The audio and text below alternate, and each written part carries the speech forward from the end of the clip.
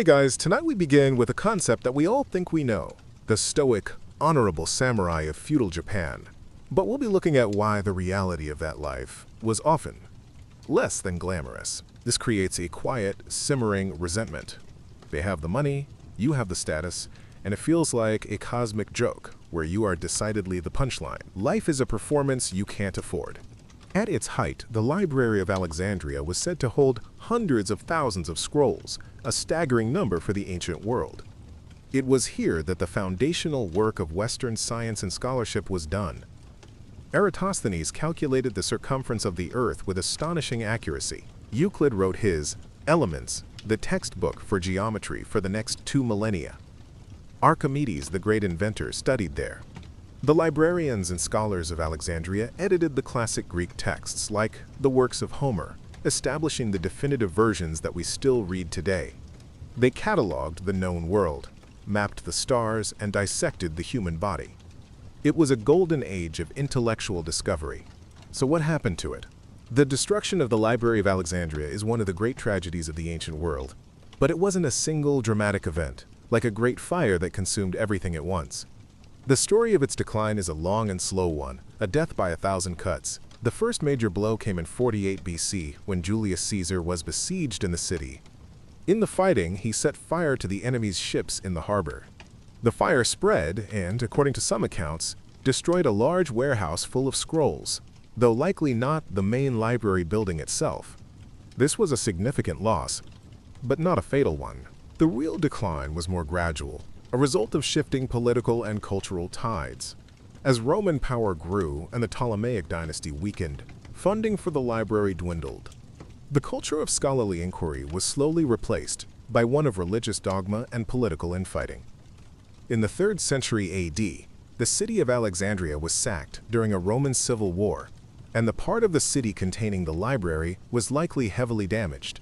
Later, in 391 AD, the Christian patriarch of Alexandria Theophilus ordered the destruction of the Serapeum, a pagan temple that housed a daughter collection of the main library. This was an act of religious iconoclasm, a clear sign that the old world of pagan learning was being actively suppressed. By the time of the Arab conquest of Egypt in the 7th century, the Great Library, as a grand institution, likely no longer existed. The romantic story of the Arab general ordering the scrolls to be used as fuel for the city's bathhouses is almost certainly a myth, a piece of later propaganda. The truth is more mundane and perhaps more tragic. The library didn't burn. It faded away. It died from neglect, from budget cuts, from war, and from a growing cultural intolerance for the free inquiry it represented. Its scrolls were not all burned, but scattered, lost, or simply allowed to rot over centuries of indifference. The loss is incalculable. We only have a fraction of the works of the great Greek playwrights. We have lost countless texts on history, science, and philosophy. We can only wonder what secrets and insights disappeared along with them. The idea of the Library of Alexandria, however, has proven to be far more resilient than its physical scrolls. It remains a powerful symbol of the dream of universal knowledge, of a world where learning is valued above all else. It is a cautionary tale about the fragility of knowledge and the dangers of dogmatism and neglect. Every library, every university, every encyclopedia, and even the internet itself is in some way a spiritual successor to that great institution on the shores of the Mediterranean. It's a ghost that still haunts our collective imagination, a reminder of a lost golden age and an inspiration to continue its great project. To gather, to preserve, and to understand the world. Let us turn now from a lost center of knowledge to a single enigmatic object that baffled the world's greatest minds for over a century. We are diving deep into the history of cryptography to unravel the mystery of the unbreakable Vigenère cipher. For centuries, the art of secret writing was dominated by simple substitution ciphers, where each letter of the alphabet is replaced by another.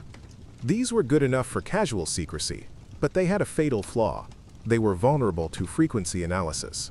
In any language, some letters appear more often than others. In English, E is the most common.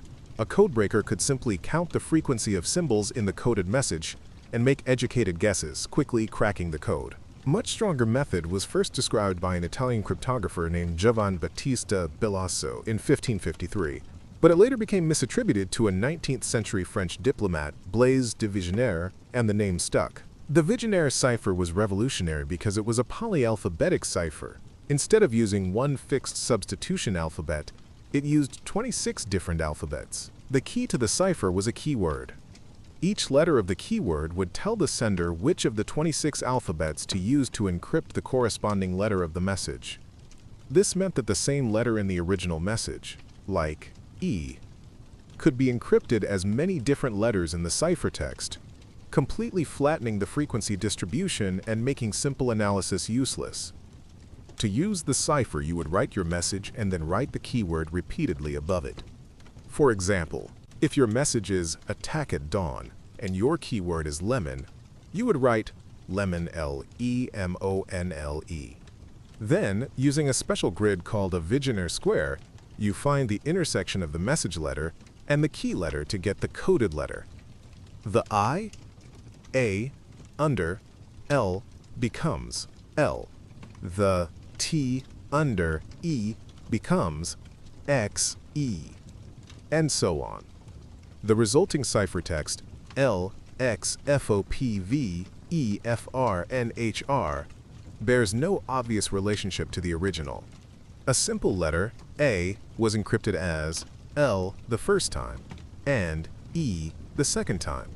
To a codebreaker, it looked like random gibberish. For 300 years, the Vigenère cipher was considered invincible. It was nicknamed le chiffrage indéchiffrable, the indecipherable cipher. It was used in diplomacy, in military communications, and by secret societies. It seemed to be the perfect code, offering absolute security. Many tried to break it, and all failed. The secret lay in the length of the keyword. As long as the keyword was kept secret, the message was safe. The cipher's strength lay in its complexity and its ability to mask the natural patterns of language. It was a lock that, for a very long time, seemed to have no key. The man who finally picked the lock was not a professional cryptographer, but a brilliant polymath and inventor, Charles Babbage, the English mathematician best known as the father of the computer for his work on the analytical engine.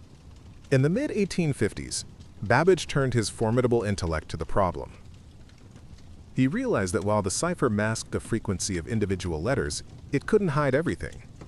If the keyword was, for example, 5 letters long, then every 5th letter of the ciphertext would have been encrypted using the same alphabet. Babbage's genius was to look for repeated sequences of letters in the ciphertext. If a sequence like PVQ appeared multiple times, the distance between those repetitions was likely to be a multiple of the keyword's length. Let's talk about your diet. It's not exactly a warrior's feast. It's rice, lots of rice, sometimes some pickled vegetables, maybe a sliver of fish if you're lucky. It's monotonous and nutritionally unbalanced. By finding several repeated sequences and calculating the greatest common divisor of the distances between them, Babbage could deduce the length of the keyword. Once he knew the keyword was, say, 5 letters long, the problem was drastically simplified. He could then take every 5th letter of the ciphertext and treat it as a simple substitution cipher, which he could easily crack using standard frequency analysis. He would do this for the 1st, 2nd, 3rd, 4th, and 5th letters, breaking the message into 5 separate, simple ciphers. It was a brilliant piece of lateral thinking, a statistical attack that revealed the hidden pattern within the apparent randomness. Ironically, Babbage never published his discovery. He broke the code for his own intellectual satisfaction and then moved on to other projects. His work remained unknown until it was rediscovered in his notes in the 20th century. A few years after Babbage's silent breakthrough, a Prussian infantry officer named Friedrich Kasiski independently discovered and published the same method. This method, now known as the Kasiski examination, was the key that finally unlocked the unbreakable cipher. The age of the Vigenère cipher's invincibility was over. The story of the Vigenère cipher is a classic tale from the long-running cat-and-mouse game of cryptography. It shows how human ingenuity is constantly striving to create perfect security, while another branch of ingenuity is always working to dismantle it. For 3 centuries, the Vigenère cipher represented the pinnacle of secret communication. Its breaking was a landmark moment, paving the way for the even more complex machine-based ciphers of the 20th century, like the Enigma machine. It's a quiet reminder that in the world of secrets, no lock is ever truly unbreakable forever. There is always someone, somewhere, looking for the key. Let us leave the abstract world of codes and ciphers and return to solid ground, to a monument so vast and so ancient that it continues to defy easy explanation. We are traveling to the Salisbury Plain in England to stand in the shadow of Stonehenge. This prehistoric monument is one of the most famous and mysterious landmarks in the world. Its giant, silent stones have stood for millennia, posing a silent question to all who see them. Who built this and why? The story of Stonehenge is not one of a single construction, but of a place that was built, changed, and rebuilt over a period of at least 500 years. The earliest phase of construction, around 3000 BC, wasn't a stone circle at all. It was a large circular earthwork, a ditch, and a bank, known as a henge. Inside the bank were 56 pits, now called the Aubrey holes, which may have held timber posts or perhaps standing stones. It was a place of burial. Cremated human remains have been found in the ditch and the pits, suggesting that from its very beginning, Stonehenge was a place associated with the dead, a sacred cemetery for a community of people whose names are long lost to history. The iconic stones arrived much later, around 2500 BC. This is when the monument begins to take the shape we recognize today. There were two main types of stone used, and their origins are one of the greatest mysteries of Stonehenge. The smaller stones, known as blue stones, weigh several tons each. Geochemical analysis has traced them with incredible precision to the Preseli Hills in western Wales, a staggering 150 miles away. How a Neolithic people with no advanced technology managed to quarry and transport these massive stones over such a vast distance across land and possibly water is a feat of engineering and social organization that continues to baffle archaeologists. The larger stones, the massive sarcens that form the famous outer circle, and the inner trilithons, the three-piece structures, are even more impressive. These sandstone boulders can weigh up to 30 tons each. They were sourced from the Marlborough Downs, about 20 miles north of the site. Even this short journey would have been a monumental undertaking, requiring immense manpower and ingenuity. The stones were not just dumped in place. They were shaped and worked with remarkable precision, using stone hammers to create mortise and tenon joints and tongue and groove connections. Sophisticated woodworking techniques applied to stone to ensure the lintels on top would stay in place. This was a project of immense dedication, taking generations to complete. So why did they do it? What was the purpose of this colossal effort? The truth is, we don't know for sure, but there are many compelling theories. One of the most prominent is that Stonehenge was a sophisticated astronomical observatory. The layout is aligned with the movements of the sun. On the summer solstice, the longest day of the year, the rising sun appears to emerge directly over the heel stone, which stands just outside the main circle. On the winter solstice, the shortest day of the year, the setting sun aligns with the Great Trilithon. These alignments are too precise to be coincidental. It was a calendar, a clock, a place to mark the turning of the seasons, which would have been vital for an agricultural society. Another powerful theory is that Stonehenge was a place of healing. The blue stones, brought from so far away, were perhaps believed to have magical or curative properties. The sheer number of human remains found at the site, many showing signs of injury or disease, suggests that people may have made long pilgrimages to Stonehenge in the hope of being healed. It was a prehistoric Lourdes, a place of sacred power, where the worlds of the living and the dead, the earth and the sky, all came together. It may not have been just one thing. It was likely a multi-purpose site, a temple, an observatory, a cemetery, and a center for social gathering. Over the centuries, Stonehenge fell into ruin. Some stones fell, others were likely removed for other building projects. By the Roman era, it was already an ancient and mysterious ruin. In the medieval period, it became a place of myth and legend, popularly associated with Merlin the magician, who was said to have magically transported the stones from Ireland. It wasn't until the modern era that scientific archaeology began to peel back the layers of its true history. Yet, even with all our technology, Stonehenge retains its profound sense of mystery. It is a testament to the ambition, intelligence, and spiritual depth of a people about whom we know so little. It stands as a silent witness to the passing of ages, its purpose still not fully understood, its secrets not yet fully revealed. This polished white rice diet, stripped of its husk, leads to a common and debilitating ailment called beriberi, a thiamine deficiency that causes nerve damage and heart failure.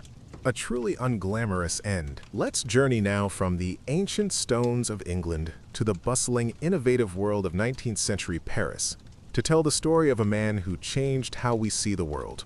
This is the story of Louis Daguerre and the invention of the daguerreotype, the first commercially successful photographic process. Before photography, our only visual record of the world was through the subjective lens of an artist's eye.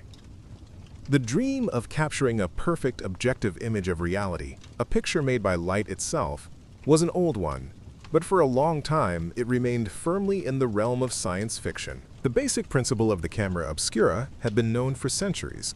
This was the phenomenon where light passing through a small hole into a dark box projects an inverted image of the outside world onto the opposite surface. Artists used it as a drawing aid to trace the projected image. The challenge was not projecting the image, but fixing it permanently. Scientists knew that certain chemicals, particularly silver salts, darkened when exposed to light. But the reaction was too slow, and they couldn't figure out how to stop the unexposed parts of the image from eventually darkening as well, which would turn the whole picture black. Louis Daguerre was a successful and flamboyant theater designer and painter in Paris, famous for his diorama, a popular spectacle that used massive, translucent paintings and clever lighting to create incredibly realistic scenes. He was a master of illusion, of capturing reality. He became obsessed with the idea of fixing the images from a camera obscura. He learned of a man named Nicéphore Niepce, who had been experimenting with the same problem for years and had managed to create the world's first very primitive photograph in 1826, a blurry view from his window that required an exposure time of several hours, possibly even days. In 1829, Daguerre and Niepce formed a partnership to try and perfect the process. They worked together for several years, but Niepce died in 1833, before they could achieve a major breakthrough. Daguerre continued the work alone, experimenting tirelessly. The legend goes that his great discovery came by accident. He had placed an exposed but seemingly blank photographic plate in a chemical cupboard. When he returned to it a few days later, he was astonished to find a clear, detailed image had appeared. He realized that something in the cupboard must have developed the latent image. Through a process of elimination, he discovered the culprit, the fumes from a broken thermometer. Mercury vapor was the secret ingredient. This was the breakthrough. Daguerre refined the process. He would take a highly polished silver-plated copper sheet, sensitize it with iodine vapor, and then expose it in a camera. The exposure times were still long, several minutes, even in bright sunlight, but a latent image was formed. He would then develop this image by exposing the plate to heated mercury vapor. The mercury would adhere to the parts of the plate that had been struck by light, creating a brilliant, detailed image. Finally, he would fix the image by washing it in a salt solution, which removed the unexposed silver iodine and prevented the picture from darkening any further. The result was a daguerreotype, a unique, incredibly detailed, and almost magically sharp image on a mirrored surface. In 1839, Daguerre and the son of his late partner, Isidore Niepce, sold the rights to the process to the French government. In a brilliant act of public relations and national pride, the French government announced the invention as a gift to the world, freely available to all, except, pointedly, in England, where Daguerre had secured a patent. The announcement caused a worldwide sensation. Daguerreomania swept the globe. People were astounded by the detail and realism of the images. It was like looking into a mirror that held a perfect memory. Portrait studios sprang up in cities everywhere. For the first time, ordinary middle-class people could have their likeness captured, a privilege once reserved for the wealthy who could afford a painted portrait. The daguerreotype had its limitations. The long exposure times meant that subjects had to sit perfectly still, often held in place by uncomfortable neck braces, which is why people rarely smiled in early photographs. The images were fragile and had to be kept under glass, and each daguerreotype was a unique, one-off object. There was no negative from which to make multiple copies. Despite these drawbacks, the invention was a revolution. It changed art, science, and our very sense of history. Suddenly, we could see the faces of the past, the streets of a bygone era, not as an artist imagined them, but as they actually were. Louis Daguerre had not just invented a new technology, He had invented a new way of seeing, a new way of remembering. Let us now travel from the dawn of photography to the twilight of an empire. We are going to the city of Constantinople in the year 1453 to witness the final dramatic siege that brought an end to the Byzantine Empire, the last surviving remnant of the once mighty Roman Empire. For over 1,000 years, Constantinople had stood as the capital of Eastern Christendom, a fortress city protected by legendary walls that had repelled countless attacks. But by the mid-15th century, the Byzantine Empire was a shadow of its former self, consisting of little more than the city itself and a few scattered territories. The man who would bring this ancient empire to its knees was the young and ambitious Ottoman Sultan, Mehmed II. He was only 21 years old, but he was driven by a single-minded obsession, the conquest of Constantinople. It was a prize of immense strategic and symbolic importance. For the Ottomans, it would be the crowning achievement of their expansion, a new capital for their growing empire. Mehmed began his preparations meticulously.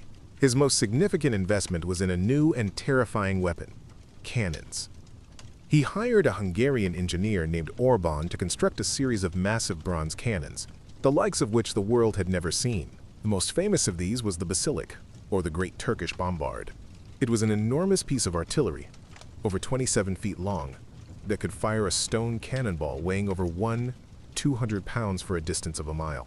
It took a team of hundreds of men and dozens of oxen to move it into position. It could only be fired a few times a day, but each shot struck the ancient walls of Constantinople with terrifying, city-shaking force.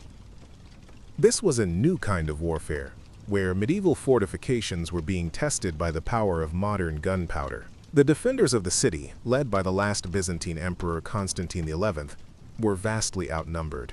They had perhaps 7,000 soldiers to face an Ottoman army of at least 80,000. The code of Bushido, the way of the warrior, sounds noble. In practice, it's a social straitjacket. Every action, every word is scrutinized. One misstep can lead to ruin or a forced, painful suicide. The siege began in April 1453. For weeks, the great cannons bombarded the city's land walls, the legendary Theodosian walls that had stood for a millennium. The defenders worked tirelessly, frantically repairing the damage each night under the cover of darkness. The city was also protected by sea, its harbor sealed off by a massive iron chain stretched across the entrance to the Golden Horn, preventing the Ottoman fleet from entering. Mehmed, in a stroke of military genius and audacity, bypassed this obstacle. He ordered his men to construct a greased log road over the hill of Galata. Over a single night, they dragged dozens of his smaller ships overland and into the waters of the Golden Horn, completely outflanking the city's naval defenses. The morale of the defenders began to crumble. They were exhausted, outnumbered, and now surrounded. The relentless cannon fire was slowly but surely reducing their ancient walls to rubble. Strange and ill omens were reported throughout the city. An eclipse of the moon, a thick fog, a strange light seen hovering over the great church of Hagia Sophia. A sense of impending doom settled over the last Romans. The final assault came on the 29th of May. After a massive, final artillery barrage, the elite Ottoman janissaries charged the weakest section of the walls. The fighting was brutal and desperate. The emperor, Constantine XI, fought alongside his men on the ramparts, a true Roman emperor to the very end. But the sheer weight of numbers was too much. The Ottomans poured through a gate that had been left unsecured. The city's defenses collapsed. The emperor, casting aside his royal insignia, plunged into the fray and was killed, his body lost in the chaos of the final battle. With his death, the last link to the ancient Roman Caesars was broken. The city fell. For 3 days, as was the custom of the time, the victorious Ottoman army plundered the city, an orgy of destruction and looting that marked the final violent end of an era. When Sultan Mehmed II rode into the city, he was reportedly moved to tears by the devastation. He made his way to the Hagia Sophia, the great cathedral of Eastern Christianity, and ordered it to be converted into a mosque. The fall of Constantinople was a world-changing event. It marked the definitive end of the Middle Ages and the final collapse of the Roman Empire. It sent shockwaves through Christian Europe and established the Ottoman Empire as a major world power for centuries to come. It also had an unintended consequence. Greek scholars fleeing the city brought with them a wealth of ancient manuscripts and knowledge to Italy, helping to fuel the intellectual fire of the Renaissance. It was a tragic end, but also, in a strange way, a new beginning. Let us turn our attention now to a story of medical discovery, a tale of observation, courage, and a milkmaid's hands. This is the story of how a country doctor in 18th century England, named Edward Jenner, developed the world's first vaccine and set humanity on a path to conquering one of its most feared diseases, smallpox. For centuries, smallpox was a global scourge. It was a terrifying and highly contagious viral disease that caused a high fever and a distinctive, disfiguring rash of fluid-filled pustules. It killed an estimated 30% of those it infected and left many survivors permanently scarred or blind. It was a constant, looming threat, a lottery of death that struck all classes of society. There was an early, risky form of prevention called variolation. This involved taking pus from a mild case of smallpox and introducing it into a healthy person, usually through a scratch on the skin. The hope was that this would induce a mild, survivable form of the disease that would grant them lifelong immunity. Variolation worked, but it was incredibly dangerous. The person could still develop a severe case and die, and they would be contagious, potentially starting a new outbreak. It was a desperate gamble. Edward Jenner, a physician in the rural county of Gloucestershire, was intrigued by a piece of local folklore. It was common knowledge among farmers that milkmaids, who were frequently exposed to a mild disease called cowpox, rarely ever contracted the deadly smallpox. Cowpox was a minor occupational hazard for dairy workers. It caused a few pustules on the hands and arms, but was otherwise harmless to humans. Jenner began to wonder if the folklore was true. Could exposure to this mild-related disease be providing protection against the far more dangerous one? He spent years carefully observing and collecting evidence. He noted that milkmaids who had had cowpox seemed to be immune to smallpox, even when he tried to deliberately expose them through variolation. He hypothesized that the two diseases were similar enough that the body's immune response to cowpox also worked against smallpox. He was forming the central principle of vaccination. In 1796, Jenner decided to conduct a daring and, by modern standards, highly unethical experiment. He found a young milkmaid named Sarah Nelms who had fresh cowpox lesions on her hand. He then selected his test subject, James Phipps, the 8-year-old son of his gardener. Jenner took pus from one of Sarah's cowpox sores and inserted it into 2 small cuts on James's arm. The boy developed a mild fever and felt unwell for a few days, but he quickly recovered. The first, crucial part of the experiment was a success. He had deliberately infected the boy with cowpox. The second, terrifying part of the experiment came a few weeks later. To see if the cowpox had granted immunity, Jenner had to deliberately expose the boy to smallpox. He took pus from a fresh smallpox lesion and introduced it into James's arm, using the standard variolation technique. Jenner watched and waited, knowing that the boy's life was in his hands. To his immense relief, James Phipps did not develop smallpox. He remained perfectly healthy. Jenner's hypothesis was correct. The cowpox had provided complete protection. He called his new technique, quote, vaccination, from the Latin word for cow, vacca. Jenner published his findings, but he was initially met with skepticism and ridicule from the London medical establishment. The idea of using a disease from a farm animal to protect humans seemed absurd and even repulsive to some. A famous cartoon from the time depicted people who had been vaccinated sprouting cow heads from their bodies. But the evidence was undeniable. Vaccination was far safer and more effective than variolation. It slowly gained acceptance and began to spread around the world. Jenner, a humble country doctor, had given humanity a powerful new weapon in the fight against infectious disease. You have what's called kiritsu te gomen, the right to strike down a commoner who disrespects you. But this isn't a license to kill. It's a legal minefield. You'd need witnesses, and a very good reason. The impact of Jenner's discovery cannot be overstated. Vaccination has saved more lives than any other medical intervention in history. His work laid the foundation for the entire field of immunology. In 1980, after a massive global vaccination campaign by the World Health Organization, smallpox was officially declared eradicated, the first and only human disease to be completely wiped from the face of the earth. It was the ultimate triumph of Jenner's idea. A victory that began with a simple observation about the hands of a milkmaid.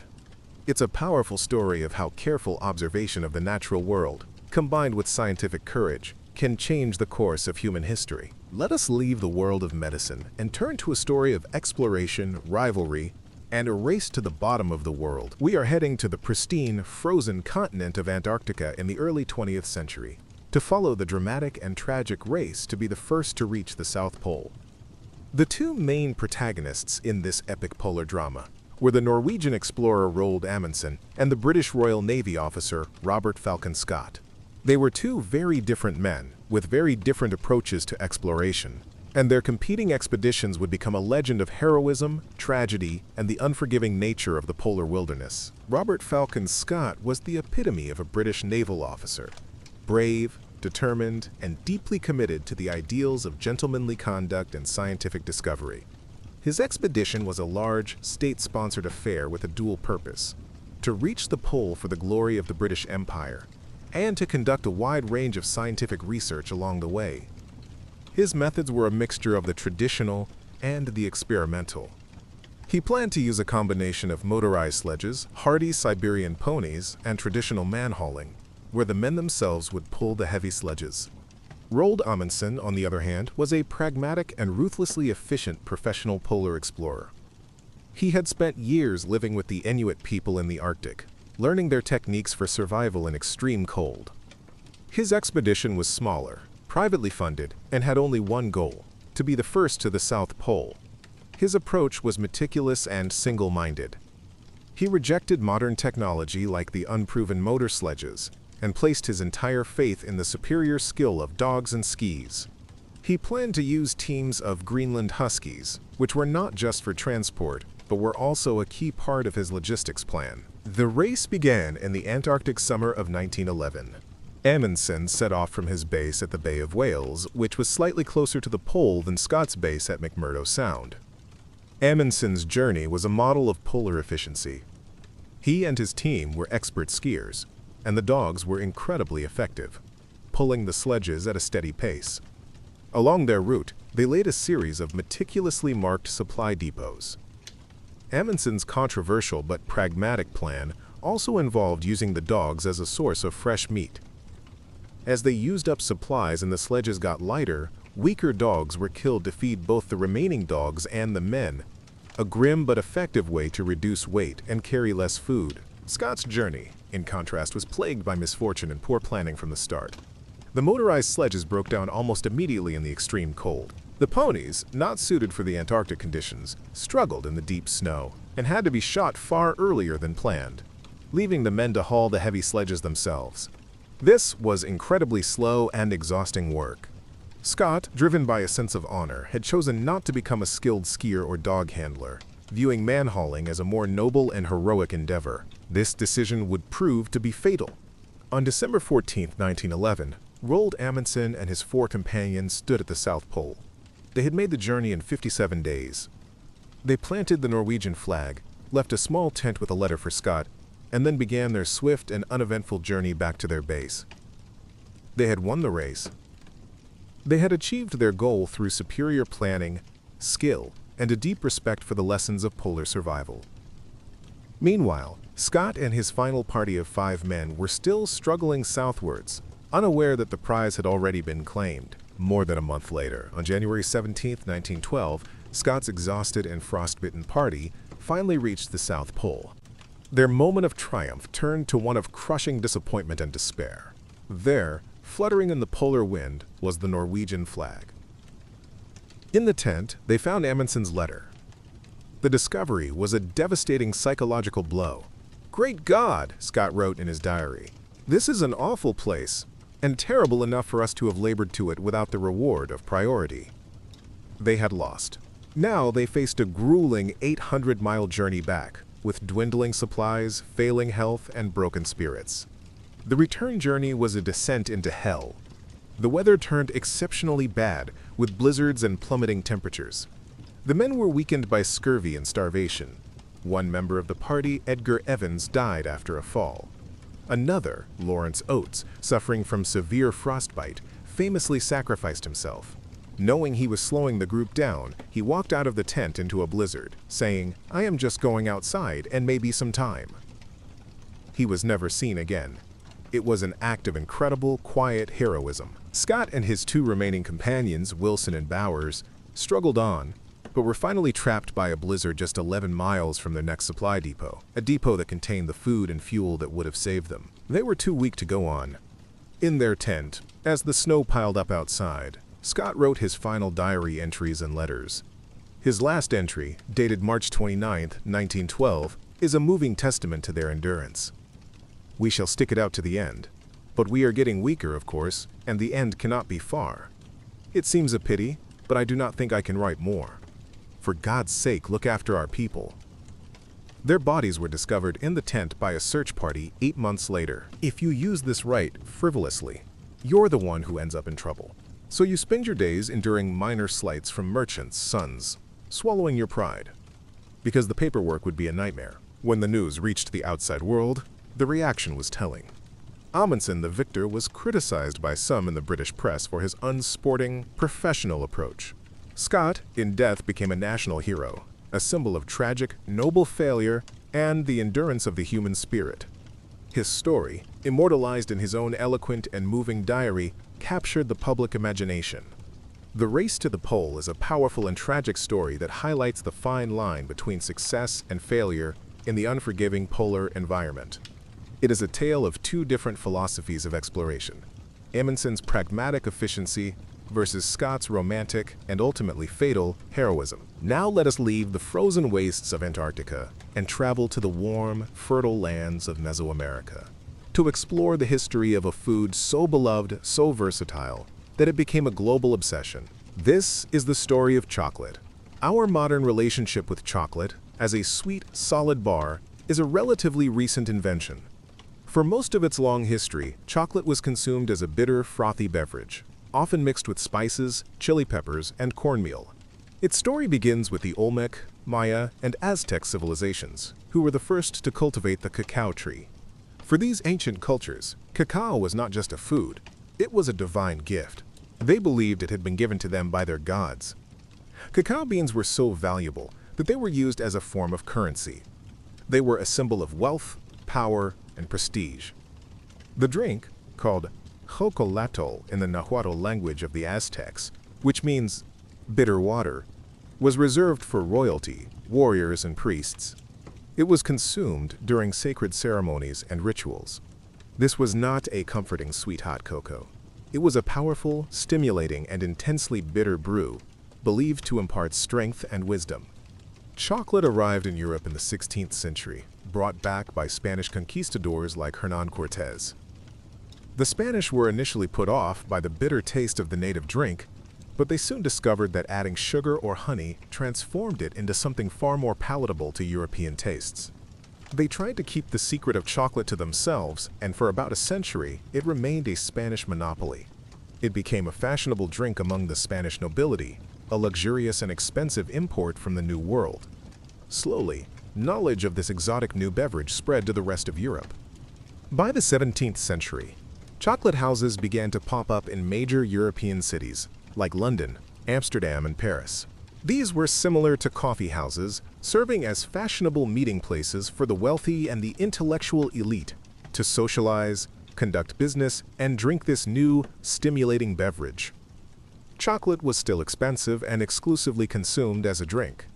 It was believed to have medicinal properties, prescribed as a cure for all sorts of ailments and as an aphrodisiac. It remained a luxury item, a symbol of aristocratic indulgence. The Industrial Revolution in the 19th century completely transformed the world of chocolate. Two key inventions changed everything.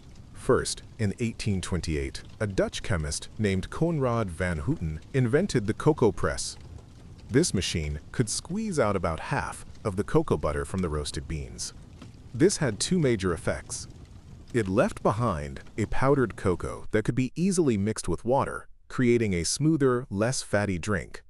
And it produced a surplus of cocoa butter, a key ingredient that would be used later. This process was called Dutching, and it made chocolate cheaper and more accessible. The second great innovation came in 1847. from a British company called J.S. Fry & Sons. They discovered that by adding some of that melted cocoa butter back into the Dutch cocoa powder, along with sugar, they could create a paste that could be pressed into a mold. When it cooled, it solidified.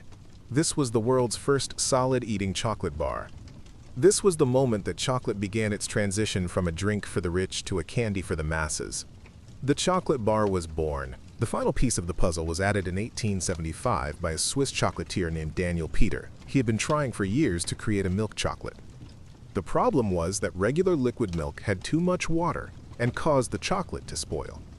He eventually partnered with his neighbor, a man named Henri Nestlé, who had recently invented a process for making powdered milk for baby formula. By adding powdered milk to the chocolate mixture, Peter created the first successful milk chocolate bar. The smooth, creamy taste was an instant hit, and Switzerland soon became famous for its high-quality milk chocolate. In the 20th century, famous names like Cadbury, Hershey, and Mars brought chocolate to a global audience, making it an affordable, everyday treat. They created iconic brands and turned chocolate into a cornerstone of the modern confectionery industry. Today, the world consumes billions of pounds of chocolate every year. But this sweet success has a dark side.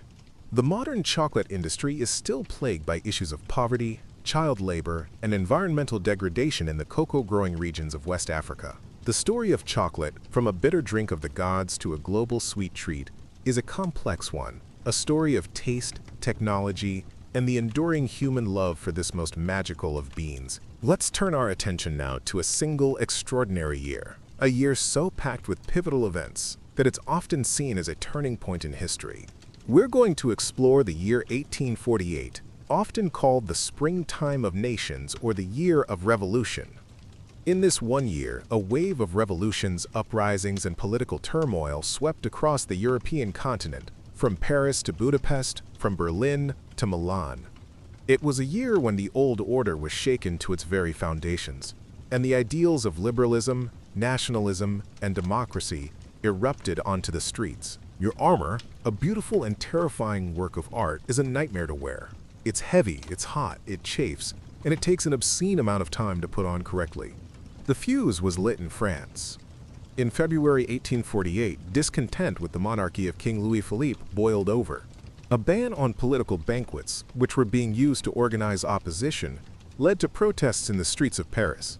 The army was called in, shots were fired, and the situation quickly escalated into a full-blown revolution.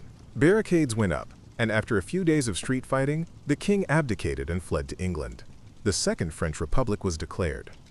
The news from Paris spread like wildfire across Europe, transmitted by the new technology of the telegraph. It inspired liberals, nationalists, and frustrated citizens everywhere. If the French could overthrow their king, why couldn't they? The revolutions were driven by a cocktail of grievances. There was a widespread economic crisis and food shortages, a, quote, hungry 40s, that left many people desperate. There was growing frustration among the middle classes, who had wealth and education but were excluded from political power by the old aristocratic elites. And there was the powerful force of nationalism. In places like Germany, Italy, and the Austrian Empire, people who shared a common language and culture were demanding their own unified nations, free from the rule of multinational empires.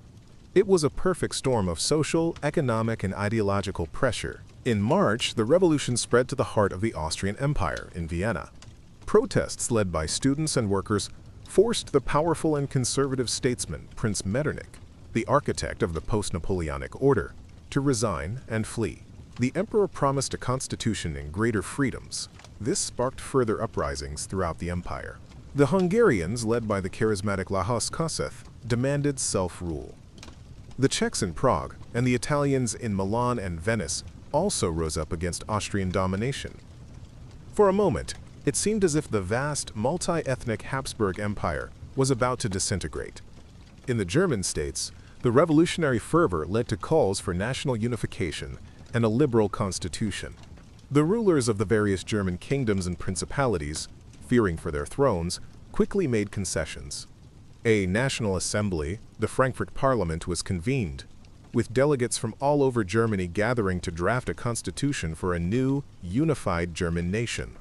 It was a moment of incredible hope and idealism, a chance to create a liberal, democratic Germany from the ground up. However, the springtime of nations was followed by a harsh winter. The revolutionary movements, while widespread, were often divided and lacked clear leadership. Liberals from the middle class often disagreed with the more radical demands of the workers. And nationalist groups, while all wanting independence, often had conflicting territorial claims, leading them to fight amongst themselves rather than presenting a united front against the old regimes. The conservative forces, after their initial shock, began to regroup.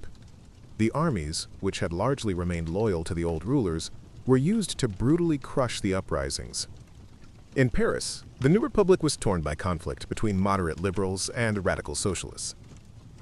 In June, a working-class uprising was brutally suppressed by the army, a bloody event that soured the revolutionary dream. In the Austrian Empire, the army methodically crushed the rebellions one by one, playing the different nationalist groups off against each other. The Hungarians fought on heroically, but were finally defeated with the help of a massive Russian army, which intervened to prop up the Habsburg monarchy. In Germany, the Frankfurt Parliament drafted a liberal constitution, but it ultimately failed when the King of Prussia, Frederick William IV, contemptuously refused to accept a crown from the gutter, offered to him by an elected assembly. By the end of 1849, the old order seemed to be firmly back in control. The revolutions had, on the surface, failed. Monarchs were back on their thrones, and the hopes for liberal, unified nations were dashed. But the year 1848 was not a complete failure. It was a crucial turning point. The ideas that had been unleashed, liberalism, nationalism, the demand for popular sovereignty, could not be put back in the bottle. The revolutions may have been defeated in the short term, but they set the political agenda for the rest of the 19th century. The questions they raised would eventually be answered, often through the very wars and political reforms the old regimes had tried so hard to prevent. It was a dress rehearsal for the future of Europe. Let's turn our attention now to the skies, to a story of rivalry, innovation, and the very first time humanity slipped the surly bonds of Earth. This is the story of the Montgolfier brothers and the invention of the hot air balloon. Joseph Michel and Jacques-Étienne Montgolfier were brothers from a prosperous family of paper manufacturers in southern France in the late 18th century. They were classic Enlightenment men, curious, inventive, and fascinated by the new scientific discoveries of their age. The story goes that the inspiration for their invention came from a simple domestic observation. One of the brothers, watching his wife's laundry drying over a fire, noticed how the fabric billowed upwards as it filled with hot air. This sparked an idea. They knew that hot air was less dense than cool air, and would therefore rise. They theorized that if they could capture enough of this light air inside a large, lightweight bag, it might have enough lifting force to float.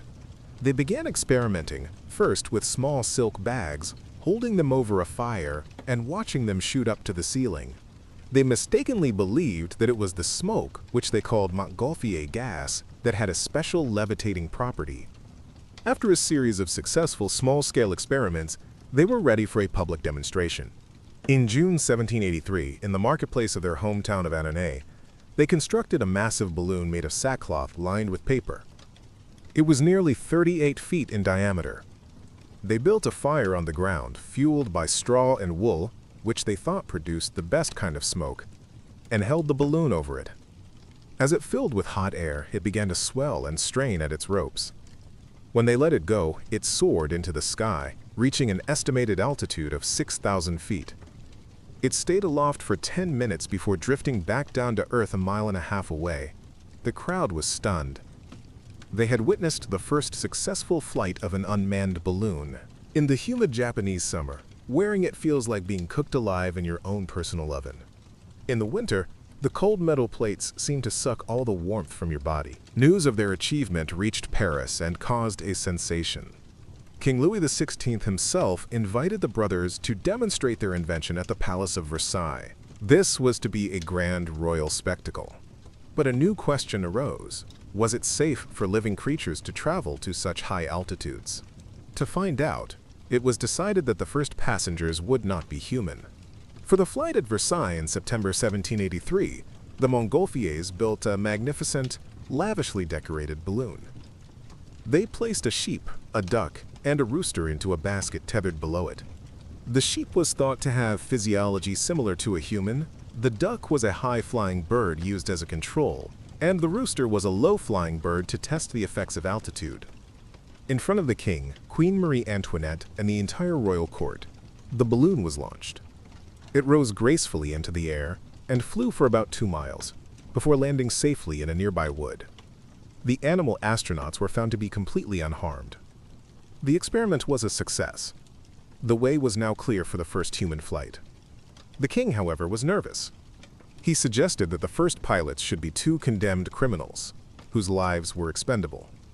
But a brave and ambitious young science teacher named Jean-François Pilatre de Rosier fiercely protested, arguing that the glory of being the first man to fly should not go to a criminal. He volunteered for the mission, along with an army officer, the Marquis d'Arlandes. On November 21st, 1783, from the gardens of a chateau on the outskirts of Paris, history was made. Pilatre de Rosier and the Marquis d'Arlandes climbed into the circular gallery at the base of a large Montgolfier balloon. This was a tethered flight at first, but then they were set free. They were equipped with a brazier to keep the air in the balloon hot, and they had to frantically stoke the fire with straw to maintain their altitude. They floated majestically over the rooftops of Paris, waving to the astonished crowds below. They were aloft for about 25 minutes, traveling over 5 miles, before landing safely between 2 windmills. Humanity had conquered the air. The age of aviation had begun. The invention of the balloon sparked a craze across Europe. Balloonomania was everywhere. Balloons appeared on furniture, clocks, and clothing. The sky, once the exclusive domain of birds and gods, was now open to humanity. It was a powerful symbol of the Enlightenment's faith in progress and reason. Sadly, the story has a tragic postscript. The heroic first pilot, Pilatre de Rosier, also became the first aviation fatality. 2 years later, attempting to cross the English Channel, his experimental hybrid balloon, which combined a hydrogen gas bag with a Montgolfier hot air cone, exploded in mid-air. But his legacy, and that of the Montgolfier brothers, was secure. They were the pioneers who had opened a new frontier, a frontier in the sky. Let's turn now from the skies to the sea, to a story of a single, ghost-like ship that has fascinated and terrified sailors for centuries. This is the story of the Mary Celeste, a real-life maritime mystery that is stranger than any fiction. The ship, a brigantine named the Mary Celeste, set sail from New York City in November 1872, bound for Genoa, Italy. On board were its captain, Benjamin Briggs, his wife Sarah, their 2-year-old daughter Sophia, and a crew of 7 experienced sailors.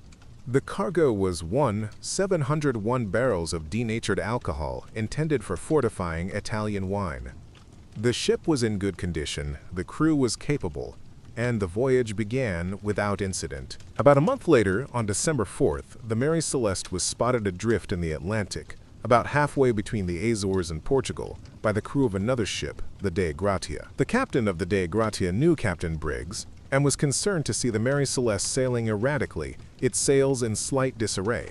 He hailed the ship, but received no reply. After watching it for 2 hours with no sign of life, he sent a boarding party over to investigate. What they found has become one of the most enduring mysteries in naval history. The ship was completely deserted. There was no one on board. There were no signs of a struggle or any kind of violence.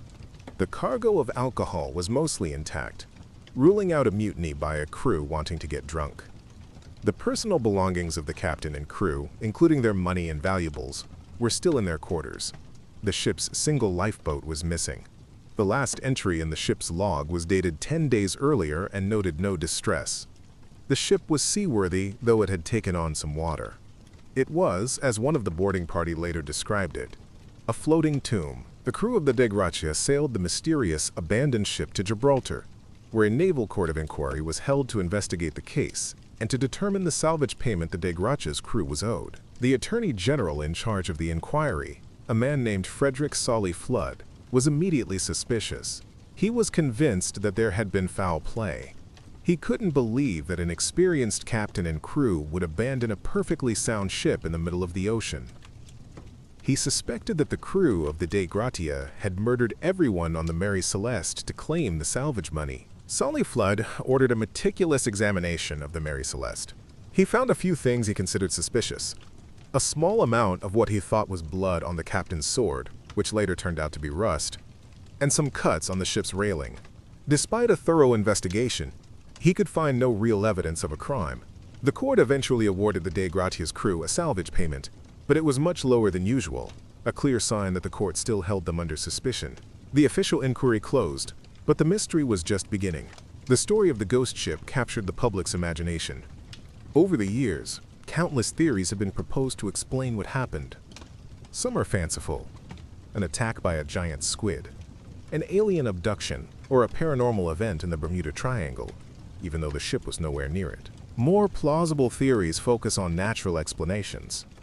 One leading theory is that the cargo of denatured alcohol was the culprit. 9 of the barrels were found to be empty. It's possible that some of the alcohol vapors leaked out, and the crew, fearing an imminent explosion, abandoned ship in the lifeboat as a precaution. They may have tied the lifeboat to the ship, but the line broke, leaving them adrift in the vast ocean. You can't just quit. There is no career change for a samurai. You were born into this class, and you will die in it, whether you're suited for it or not. The lack of choice is suffocating. Another theory suggests a, quote, seismic sea event, like an underwater earthquake, could have shaken the ship violently, convincing the crew it was about to sink. Or perhaps a waterspout or a rogue wave was to blame. We will never know for sure. The 10 people who were aboard the Mary Celeste vanished without a trace, their fate forever a mystery. The ship itself, after being salvaged, sailed under new owners for several more years before it was deliberately wrecked off the coast of Haiti in an insurance fraud scheme. But its legend lives on, a haunting, real-life ghost story, a quiet and unsettling reminder of the vast, mysterious, and sometimes inexplicable power of the sea. Now, let us travel back to the ancient world, to a story of rivalry, genius, and a war that would define the fate of Western civilization. We are going to explore the Second Punic War, the epic struggle between the 2 great powers of the ancient Mediterranean, Rome and Carthage. And at the heart of this story is one of the most brilliant military commanders in all of history, Hannibal Barca. The first war between Rome and Carthage had ended with a Roman victory, leaving Carthage bitter and resentful. Hannibal, the son of a Carthaginian general, was raised to hate Rome. Legend has it that as a boy, his father made him swear a sacred oath upon an altar to be an enemy of Rome for his entire life. In 218 BC, Hannibal, now the commander of Carthage's armies in Spain, made a move of breathtaking audacity. Instead of attacking Rome by sea, where the Roman navy was strong, he decided to do the unthinkable. He would march his army, including his famous war elephants, from Spain, across the Pyrenees Mountains, through Gaul, and over the treacherous snow-capped Alps into the heart of Italy itself. It was a strategic gamble of immense proportions, a journey that no one thought was possible. The march over the Alps was a brutal ordeal. The army faced blizzards, rockfalls, and attacks from hostile mountain tribes. Thousands of soldiers and most of the elephants perished in the cold. But after 15 grueling days, a battered but determined Hannibal descended into the plains of northern Italy, taking the Romans completely by surprise. For the next few years, Hannibal rampaged through Italy, inflicting a series of humiliating defeats on the Roman legions. He was a master of tactics, using clever ambushes and brilliant battlefield maneuvers to outwit the more straightforward Roman commanders. His crowning achievement came at the Battle of Cannae in 216 BC. Facing a massive Roman army that vastly outnumbered his own, Hannibal used a brilliant double envelopment strategy. He deliberately weakened the center of his battle line, allowing the Romans to push forward into a trap. Then, his stronger forces on the flanks swung inwards, completely surrounding and annihilating the Roman army. It was a tactical masterpiece, and one of the most catastrophic defeats in Roman history. After Cannae, Rome was in a state of panic. Many of its Italian allies defected to Hannibal's side. It seemed as if the city itself was on the verge of capture. But Hannibal, despite his victories, had a problem. He was far from home, and he lacked the heavy siege equipment needed to take the heavily fortified city of Rome itself. The Romans, in their darkest hour, adopted a new, frustrating strategy, masterminded by a general named Fabius Maximus, who was nicknamed the Cunctator, or the Delayer. Fabius refused to engage Hannibal in a pitched battle, instead shadowing his army, launching small guerrilla attacks, and slowly wearing down his forces. While Hannibal was trapped in Italy, a new Roman general emerged. A man who had studied Hannibal's tactics and was as brilliant and daring as his rival. His name was Scipio. Instead of fighting Hannibal in Italy, Scipio took the war to Carthage itself, invading North Africa. This forced the Carthaginian government to recall Hannibal from Italy to defend his homeland. After 15 years of fighting on Italian soil, Hannibal was finally forced to leave.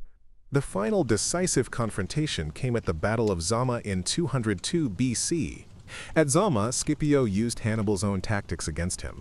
He figured out a way to neutralize Hannibal's war elephants by leaving lanes open in his formation for the beasts to charge through harmlessly. The battle was hard fought, but in the end, Scipio's Roman legions proved superior. Hannibal was defeated. Carthage was forced to sue for peace, accepting harsh terms that ended its status as a major power. Scipio was hailed as a hero in Rome and given the honorary name Africanus in honor of his victory. Hannibal lived on for many years, a hunted exile, but his great war against Rome was over. The Second Punic War was a defining moment for Rome. The struggle against Hannibal forged the Roman army into the most formidable fighting force in the ancient world, and set Rome on the path to dominating the entire Mediterranean. Hannibal, even in defeat, became a legend. His crossing of the Alps and his tactical genius at Cannae are still studied in military academies today. He was Rome's greatest and most feared enemy, the brilliant general who almost brought the mighty Republic to its knees. Their epic struggle was a clash of titans that shaped the course of history for centuries to come. Let's turn our attention now to a quiet revolution that took place not on a battlefield, but in the fields and farms of the English countryside. This is the story of the Agricultural Revolution, a period of dramatic innovation in farming that paved the way for the Industrial Revolution and fundamentally changed the relationship between humanity and the land. For centuries, European agriculture was dominated by the open field system. A village's land was divided into large, unenclosed fields, which were then subdivided into narrow strips, cultivated by individual families.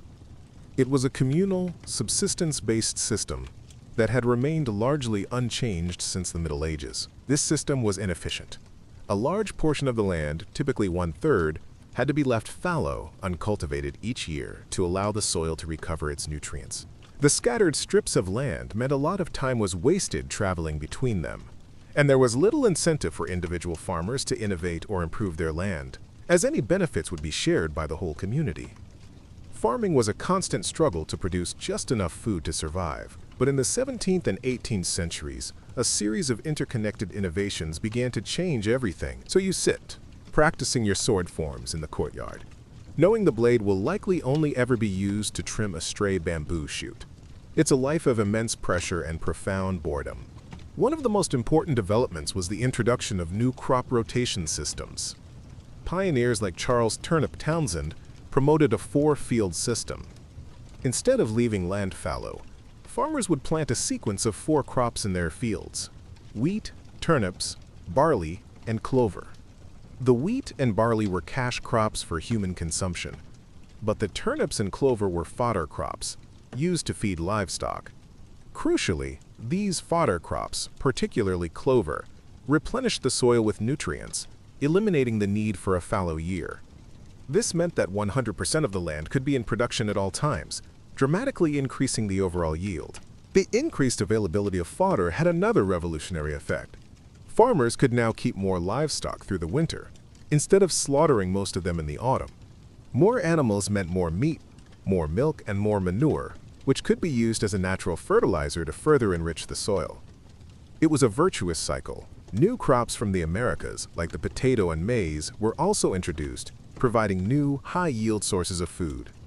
At the same time, innovators like Jethro Tull invented new machines, such as the seed drill, which planted seeds in neat rows at a consistent depth, a much more efficient method than the old practice of scattering seed by hand. These new techniques were most effectively implemented on large, consolidated farms.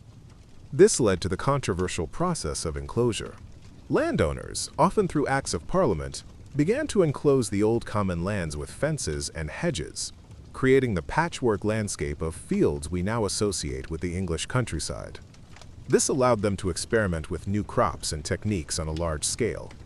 But it came at a huge social cost. Small-scale farmers and villagers who had relied on the common lands for grazing their animals were displaced, forced to either become wage laborers on the new, larger farms or migrate to the growing cities in search of work. The agricultural revolution had a profound impact. The dramatic increase in food production meant that the population of Britain could grow rapidly without facing starvation. A smaller percentage of the population was needed to work the land, freeing up a large new workforce. This surplus population, displaced by enclosure, became the labor force for the new factories and mills of the Industrial Revolution.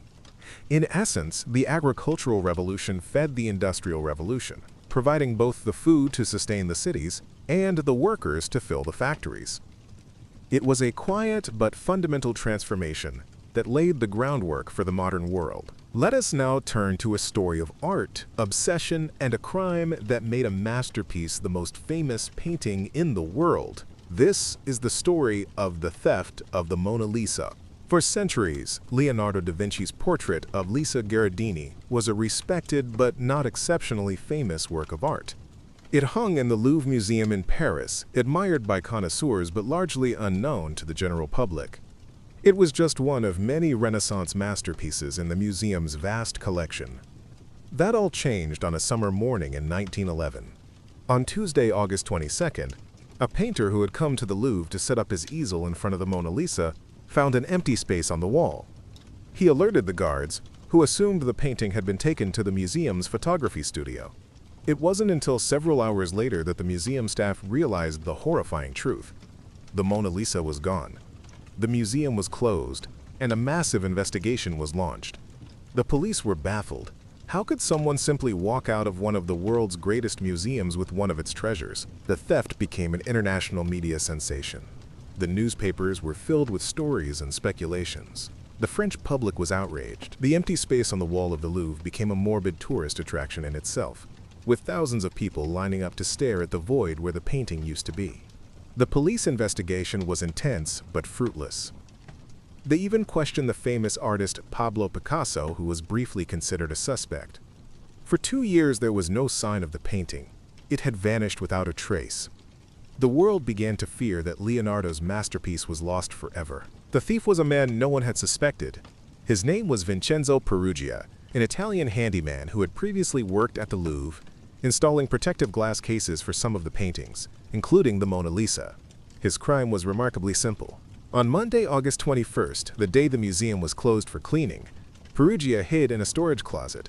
When the gallery was empty, he simply walked out, lifted the small wooden painting off the wall, tucked it under his white worker's smock, and walked out of the building. It was a crime of stunning, low-tech audacity. Peruggia kept the painting hidden in a trunk in his small Paris apartment for 2 years. His motives were a mixture of patriotism and misunderstanding. He was an Italian nationalist who believed that the Mona Lisa was a piece of Italian heritage that had been stolen by Napoleon and should be returned to its rightful home in Italy. In fact, Leonardo da Vinci had brought the painting to France himself and sold it to the French king. He saw himself not as a thief, but as a national hero. In 1913, Peruggia decided it was time to bring the painting home. He traveled to Florence and contacted an art dealer, offering to sell him the stolen Mona Lisa. The art dealer, sensing he was onto something, agreed to a meeting but also tipped off the director of the Uffizi Gallery. When Peruggia produced the painting from the false bottom of his trunk, the experts immediately confirmed its authenticity. The police were called, and Peruggia was arrested. The Mona Lisa had been found, so before you get comfortable, take a moment to like the video and subscribe, but only if you genuinely enjoy what I do here. It's a quiet way of showing support that means the world. The romantic image is a ghost, a story you tell your children. The reality is the quiet desperation of maintaining an ancient ideal in a world that has already moved on without you. The recovery of the painting was a cause for celebration across the world. Before being returned to France, the Mona Lisa went on a triumphant tour of Italy, where it was viewed by hundreds of thousands of people. Perugia, far from being condemned, was hailed by many Italians as a patriot. He served only a few months in jail for his crime. The theft, and the massive publicity surrounding it, transformed the Mona Lisa. It was no longer just a painting. It was a global celebrity. When it returned to the Louvre, it was met by massive crowds. The crime had paradoxically made it the most famous work of art on the planet, a status it has retained ever since. Now let's turn to a story of a single substance, a humble commodity that built and destroyed empires and fueled one of the most lopsided conflicts in history. This is the story of the Opium Wars. In the 18th and early 19th centuries, there was a massive trade imbalance between Britain and China. Britain had a voracious appetite for Chinese goods, especially tea, silk, and porcelain. But China, under the Qing dynasty, was a largely self-sufficient empire and had little interest in the manufactured goods Britain had to offer. The British had to pay for their tea with silver, and vast quantities of it were flowing out of Britain and into China. To reverse this flow of silver, the British East India Company, which controlled a monopoly on trade in the region, devised a devious and destructive solution. They began to grow vast quantities of opium, a highly addictive narcotic, in their territories in India. They then smuggled this opium into China, selling it through a network of corrupt officials and merchants. The demand for opium in China exploded, creating a massive social problem of widespread addiction. But for the British, it was a massive commercial success. The flow of silver reversed. Now silver was pouring out of China to pay for the British opium. The Chinese government was alarmed by the devastating social and economic consequences of the opium trade. In 1839, the emperor sent a high-ranking and incorruptible official, Lin Zexu, to the port city of Canton to stamp out the trade. Lin took decisive action. He blockaded the foreign merchants in their factories and demanded that they surrender their entire stock of opium. After a tense standoff, the British Superintendent of Trade, Charles Elliot, complied. Lin Zexu had over 20,000 chests of opium, more than 1 million kilograms, publicly destroyed, dissolving it with lime and salt and washing it out to sea. The British government, under pressure from the powerful opium traders and an outraged public that saw the seizure as an insult to national honor and a violation of free trade, decided to respond with force. In 1840, a British naval expeditionary force arrived off the coast of China. This began the First Opium War. It was a completely one-sided conflict. The British had a small but technologically superior military. Their modern, steam-powered gunboats and well-drilled soldiers were far more effective than the traditional Chinese junk ships and antiquated armies. The British ships sailed up China's rivers, bombarding coastal cities and easily defeating any Chinese force sent against them. The war ended in 1842 with the Treaty of Nanking, the first of what the Chinese would later call the unequal treaties. The terms were humiliating for China. They were forced to pay a massive indemnity to Britain for the cost of the war and for the destroyed opium. They had to open up 5 treaty ports to foreign trade.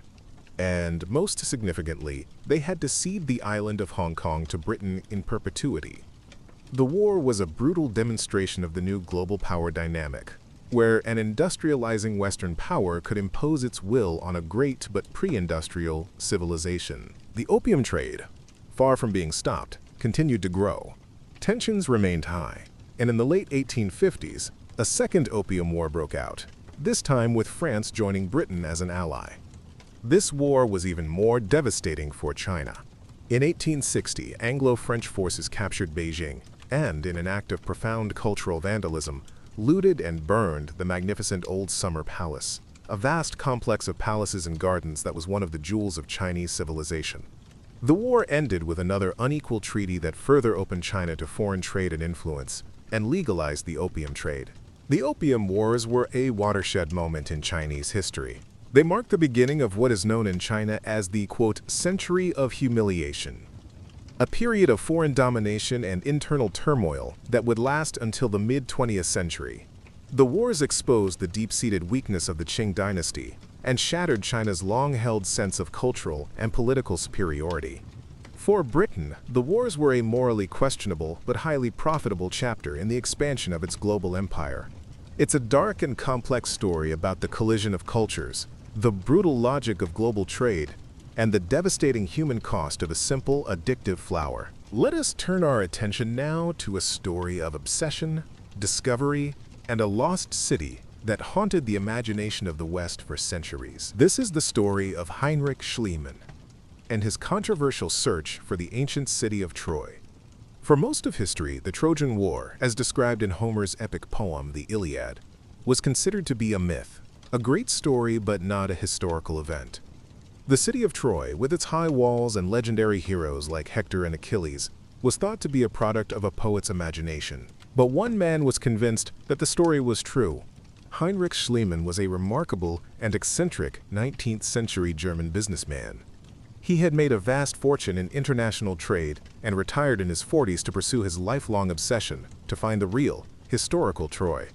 He was a self-taught archaeologist, driven by a romantic and almost fanatical belief in the literal truth of Homer's epics. He had loved the stories since he was a boy and was determined to prove that they were based on fact. He believed he could use the text of the Iliad as a kind of treasure map to locate the lost city. And now, as we leave the quiet, stifling world of the peacetime samurai, let's drift across the globe and forward in time, to a place far, far different. Let's travel to the vast, sun-baked plains of Western Australia in the early 1930s. Here, a new kind of war was brewing, one fought not against men, but against a rather large and famously flightless bird. This was the stage for what history, with a wry smile, remembers as the Great Emu War. The setup was a perfect storm of post-war hardship. Thousands of veterans from the Great War had been settled onto marginal farmland, promised a new life tilling the soil. But this was arid, unforgiving land, and the Great Depression had just tightened its grip on the global economy, making their hard-won wheat harvests more critical than ever. It was a life of struggle, of hope against harsh odds. Based on his reading of Homer, Schliemann identified a large hill in modern-day Turkey called Hisarlik as the most likely site of Troy. The location fit the geographical descriptions in the Iliad. In 1871, he began to excavate. His methods, however, were brutal and, by modern archaeological standards, incredibly destructive. He was not interested in carefully peeling back the layers of history. He wanted to find Homer's Troy, the city of King Priam, and he was in a hurry. He hired a huge team of local laborers and, using dynamite and brute force, he blasted a massive trench straight through the center of the hill. What Schliemann didn't fully realize at first was that Hisarlik was not just one city, but a series of cities built on top of each other over thousands of years, creating a complex mound of different archaeological layers.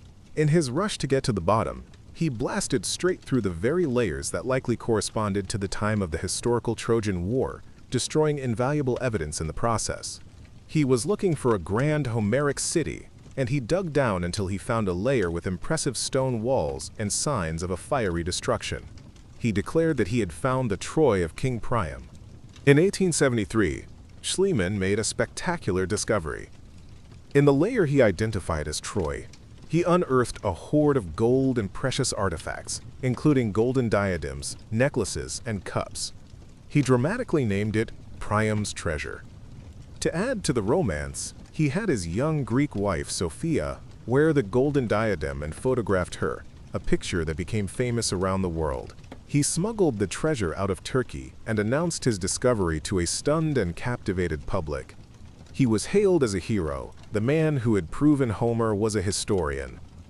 However, later archaeologists would prove that Schliemann had made a significant error. The layer where he found Priam's treasure was actually from a much earlier city, dating to about 1,000 years before the likely date of the Trojan War. The treasure did not belong to Priam, and his destructive digging methods had done irreparable damage to the site. Schliemann's legacy is therefore deeply controversial. He was a visionary and a pioneer who brought Homer's world to life and proved that there was a historical basis to the myths.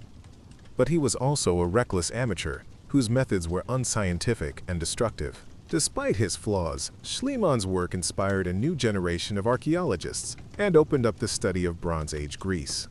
Subsequent, more careful excavations at Hisarlik have confirmed that one of the later layers of the city, one that Schliemann largely dug through, does show signs of a violent destruction around 1200 BC, the right time period for the Trojan War. So while he may have gotten the details wrong, his fundamental intuition was right. There was a real Troy. His story is a powerful, if cautionary, tale about the nature of discovery, the passion of obsession, and the fine line between a visionary and a treasure hunter. Now, for our final story tonight, let's turn to a revolution in thought, a scientific theory so profound that it shook the foundations of biology and our understanding of our own place in the natural world. This is the story of Charles Darwin and the theory of evolution by natural selection. For most of history, the prevailing view in the Western world was that life on Earth was created by God in its present form, a concept known as creationism. Species were considered to be fixed and unchanging, but by the early 19th century, new discoveries in geology and the fossil record were beginning to challenge this view. Charles Darwin was an English naturalist with a deep passion for the natural world. In 1831, as a young man, he was given the opportunity of a lifetime to serve as the ship's naturalist on a 5-year scientific voyage around the world aboard HMS Beagle. This journey would change his life and the course of science forever. As the Beagle traveled down the coast of South America and to remote islands like the Galapagos, Darwin collected thousands of specimens of plants, animals, and fossils. He was a meticulous observer, and he began to notice patterns that he couldn't easily explain. In the Galapagos Islands, he was particularly struck by the finches. He noticed that each island seemed to have its own unique species of finch, and that the main difference between them was the shape and size of their beaks. Some had thick, strong beaks for cracking nuts, while others had slender beaks for eating insects. He began to wonder if all these different finches had descended from a single common ancestor that had arrived from the mainland, and had then gradually adapted to the different food sources available on each island. This was the seed of his revolutionary idea. After returning to England, Darwin spent the next 20 years secretly developing his theory. He was a cautious and methodical man, and he knew his ideas would be incredibly controversial. He amassed a mountain of evidence from his voyage, from his studies of animal breeding, and from his correspondence with other naturalists. He realized that in nature there is a quote-quote for existence. More offspring are born than can possibly survive, and individuals within a species vary slightly from one another. He proposed that individuals with variations that gave them a slight advantage in their environment, a longer beak, better camouflage, faster speed, were more likely to survive and reproduce. This process he called natural selection. Over vast stretches of time, these small, advantageous traits would be passed down and accumulate, leading to the gradual evolution of new species. It was a simple but powerful mechanism that could explain the incredible diversity and adaptation of life on Earth without recourse to a divine creator. It was nature itself, acting as the selector. He knew that the most controversial implication of his theory was that humans, too, were a product of this process, descended from ape-like ancestors. Into this precarious situation marched an army, not of foreign invaders, but of an estimated 20,000 emus. Driven by a dry season from the interior, they descended upon the farmlands of the Campion district. To the emus, these vast fields of wheat weren't private property. They were a magnificent all-you-can-eat buffet, conveniently laid out for them by these strange, two-legged creatures. They were, in a very real sense, simply migrating to a plentiful food source. For the struggling farmers, however, these birds were a feathered plague. They didn't just eat the wheat, they trampled it, flattened it, and broke down the supposedly rabbit-proof fences, letting in other pests. They were a force of nature, undoing the desperate work of man, and the farmers were at their wits' end. They needed help. They needed an army. Darwin was hesitant to publish, fearing the public and scientific backlash. But in 1858, he received a letter from another naturalist, Alfred Russel Wallace, who was working in Southeast Asia. In the letter, Wallace outlined a theory of evolution by natural selection that was virtually identical to Darwin's own. Spurred into action, Darwin and Wallace had their papers jointly presented to a scientific society in London. The following year, in 1859, Darwin finally published his monumental book, On the Origin of Species by Means of Natural Selection. The book was an immediate sensation and caused a firestorm of controversy. Many scientists quickly embraced the theory as a powerful explanation for the evidence they were seeing in the natural world, but it was fiercely attacked by religious leaders and others who saw it as a direct assault on the biblical account of creation and on the special status of humanity. The famous debates, like the one between Thomas Huxley, known as Darwin's Bulldog, and Bishop Samuel Wilberforce, captured the public's attention. The idea of humans being descended from apes was particularly shocking and was widely caricatured in the press. Despite the controversy, the evidence for evolution continued to mount, from the fossil record, from comparative anatomy, and later from the new science of genetics, which provided the mechanism for inheritance that Darwin himself had been missing. Today, evolution by natural selection is the unifying and universally accepted principle of all modern biology. It is the foundation upon which our understanding of life is built.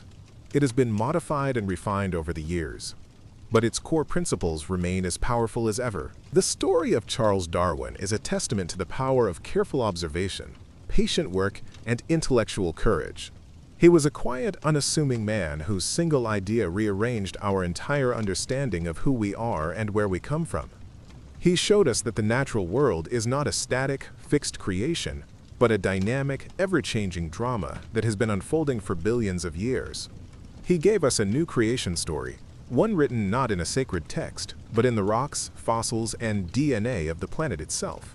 And with that profound shift in our understanding of life itself, our journey through history for tonight comes to a gentle close. We've traveled from the quiet frustrations of a peacetime samurai to the dusty plains of Australia and deep beneath the streets of London. We've witnessed the birth of photography, the fall of empires, and the dawn of a new science. We have seen how history is not just a story of great battles and famous leaders, but is also found in the quiet corners, in the evolution of an idea, the journey of a food, or the life of a secret inventor. It is a vast and intricate tapestry, woven from countless threads of human experience. Each story, each life, each event is a small part of that larger whole. They are reminders of our shared past, of the struggles, the innovations, and the strange and wonderful turns of fate that have brought us to where we are today. And now there is nothing left to do but to let these stories fade, to let the details soften and blur. Let the quiet rhythm of these narratives guide you into a deep and restful sleep. Let go of the day and allow your mind to drift on the gentle currents of history. Sleep well. And good night. The desperate farmers, many of them ex-soldiers themselves, sent a deputation to the Australian Minister of Defence, Sir George Pearce. Their plea was unusual. They didn't want financial aid or farming equipment. They wanted machine guns. They argued that the birds were tough, resilient, and their feathers could deflect small arms fire, making them a worthy, if unconventional, military target. Sir George, likely seeing a bit of political opportunity and perhaps a touch of absurdity in the request, agreed. The military would intervene. The conditions were that the army would provide the guns and the personnel, but the farmers would have to cover the costs of food, lodging, and ammunition. It seemed like a fair deal, a small, professional military force against a flock of birds. What could possibly go wrong?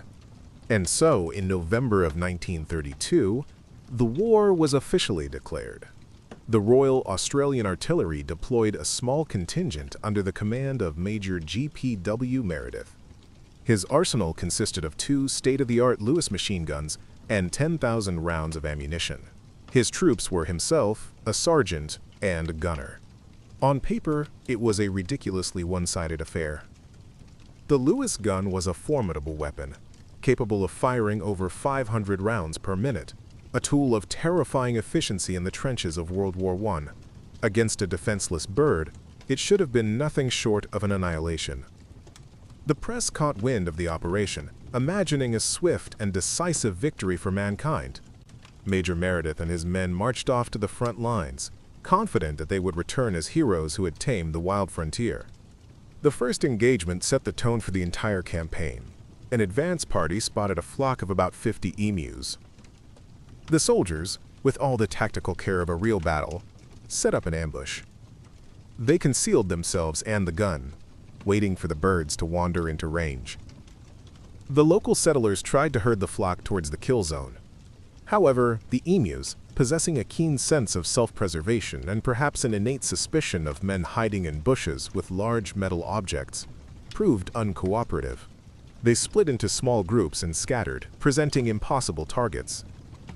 The first volley was fired, but the birds were too far away. A second, frantic burst of gunfire managed to kill, in the major's own words, a number of birds, before the rest simply vanished into the bush. The first battle was over, with minimal casualties for the feathered enemy.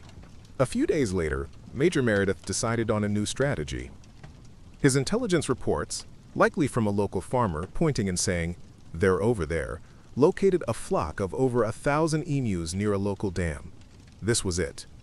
The decisive battle. The soldiers mounted one of the Lewis guns onto a truck, a primitive, improvised armored vehicle, and charged towards the flock. The plan was to drive alongside them, firing into their ranks. The reality was a chaotic, bumpy farce. The truck couldn't keep pace with the surprisingly fast birds, and the ride was so rough that the gunner couldn't get a steady aim. He fired hundreds of rounds, but according to one account, not a single bird was hit. The gun eventually jammed, and the emus, unbothered, continued on their way. The Great Emu cavalry charge was a complete and utter failure. Major Meredith himself seemed to develop a grudging respect for his opponents. He was a veteran of the Great War, a man who had seen organized human conflict at its most intense. Yet he was continually outsmarted by these birds. He noted in his official report their bizarre and effective defensive tactics. "If we had a military division with the bullet-carrying capacity of these birds," he lamented, "it would face any army in the world." He described how each small group of emus seemed to have a leader, a tall, black-plumed bird that would stand watch, while the others engaged in their destructive feasting. At the first sign of trouble, this leader would give a warning cry, and the entire flock would scatter, making them impossible to target effectively. They were, he concluded, as cunning as Zulu warriors. The media, which had initially hyped the operation, now turned to ridicule. The story of soldiers with machine guns being outwitted by birds was too good to pass up. A conservationist in the Australian Parliament dryly asked if a medal would be decorated for the emus who had won the war. The image of the mighty Australian military being run ragged by a mob of flightless birds became a national joke. After nearly a week of combat, the official figures were grim for the army. Major Meredith reported that they had used 500 rounds of ammunition to kill, at most, a few hundred emus. Some reports claimed the number was as low as 50. The cost in bullets per bird was astronomical. The Minister of Defense, Sir George Pierce, facing public mockery, ordered a withdrawal. The first round of the Great Emu War was over. The emus had won. Despite the military withdrawal, the problem remained. The emus, emboldened by their victory, continued their rampage. The farmers' pleas grew even more desperate. The heat was intense, the wheat was disappearing, and they were facing financial ruin. After a few weeks of this, they went back to the government, and Major Meredith, against his better judgment, and likely with a heavy sigh, was sent back out for a second attempt. This time, he claimed, they would be more successful. The military's honor was at stake. This second campaign, from mid-November to early December, did see more success, if you can call it that. The tactics were refined, and the soldiers learned from their earlier mistakes. They managed to kill just under 1,000 emus. And let me know in the comments where you're tuning in from. It's always a quiet joy to see how far these stories travel, from bustling cities to quiet countrysides all over the world. However, even with this improved kill rate, the numbers told a damning story. To achieve those roughly 986 kills, they had expended 9,860 rounds of ammunition. That's an average of exactly 10 bullets for every single emu killed. Considering the thousands of birds still roaming the area, it was a war of attrition that the military simply couldn't win. It was inefficient, expensive, and frankly, ridiculous. Major Meredith himself concluded that the operation was not cost-effective. The military, for the second and final time, packed up its machine guns and went home. The official military intervention was over for good. The government had effectively surrendered to the emu population. The Great War was lost. The aftermath was a quiet admission of defeat. The government, realizing that military force was not the answer, opted for a more traditional and ultimately more effective solution. They placed a bounty on emus, encouraging the farmers and professional hunters to take matters into their own hands. This market-based approach worked far better than the military one. In a 6-month period in 1934, over 57,000 bounties were claimed. The problem was eventually brought under control, not by machine guns and military tactics, but by simple, decentralized economic incentive. The legacy of the Great Emu War is a strange and humorous one. It's a footnote in military history that serves as a powerful reminder of humanity's often misplaced confidence in technology over nature. It's a story of how sometimes the most sophisticated solution is no match for a simple, resilient, and very, very hungry adversary. It's a lesson, too, in the unpredictability of the natural world. The soldiers went in expecting a simple culling operation, a bit of target practice. They found themselves fighting an enemy that refused to play by the rules. An enemy that didn't line up in neat rows or charge predictably. The emus used guerrilla tactics without even knowing what they were. They used the terrain, their speed, and their loose, unpredictable social structure to their advantage. It was a humbling experience for a military accustomed to a very different kind of order and discipline. The war remains a beloved story in Australia, a piece of national folklore that speaks to a certain self-deprecating humor and a healthy respect for the wild, untamable nature of the continent itself. It's a quiet reminder that sometimes the world is far stranger and more complex than our plans account for. And with that bizarre and dusty chapter of history concluded, let us travel again, leaving the sun-scorched plains of Australia behind. We're heading to a place of shadow and steam, of immense pressure and ingenuity. We are going deep beneath the surface of one of the world's greatest cities to explore the birth of a modern marvel. Our story now turns to the creation of the London Underground. To understand why London needed a subterranean railway, you first have to picture the city in the mid-19th century. It was, in a word, gridlocked.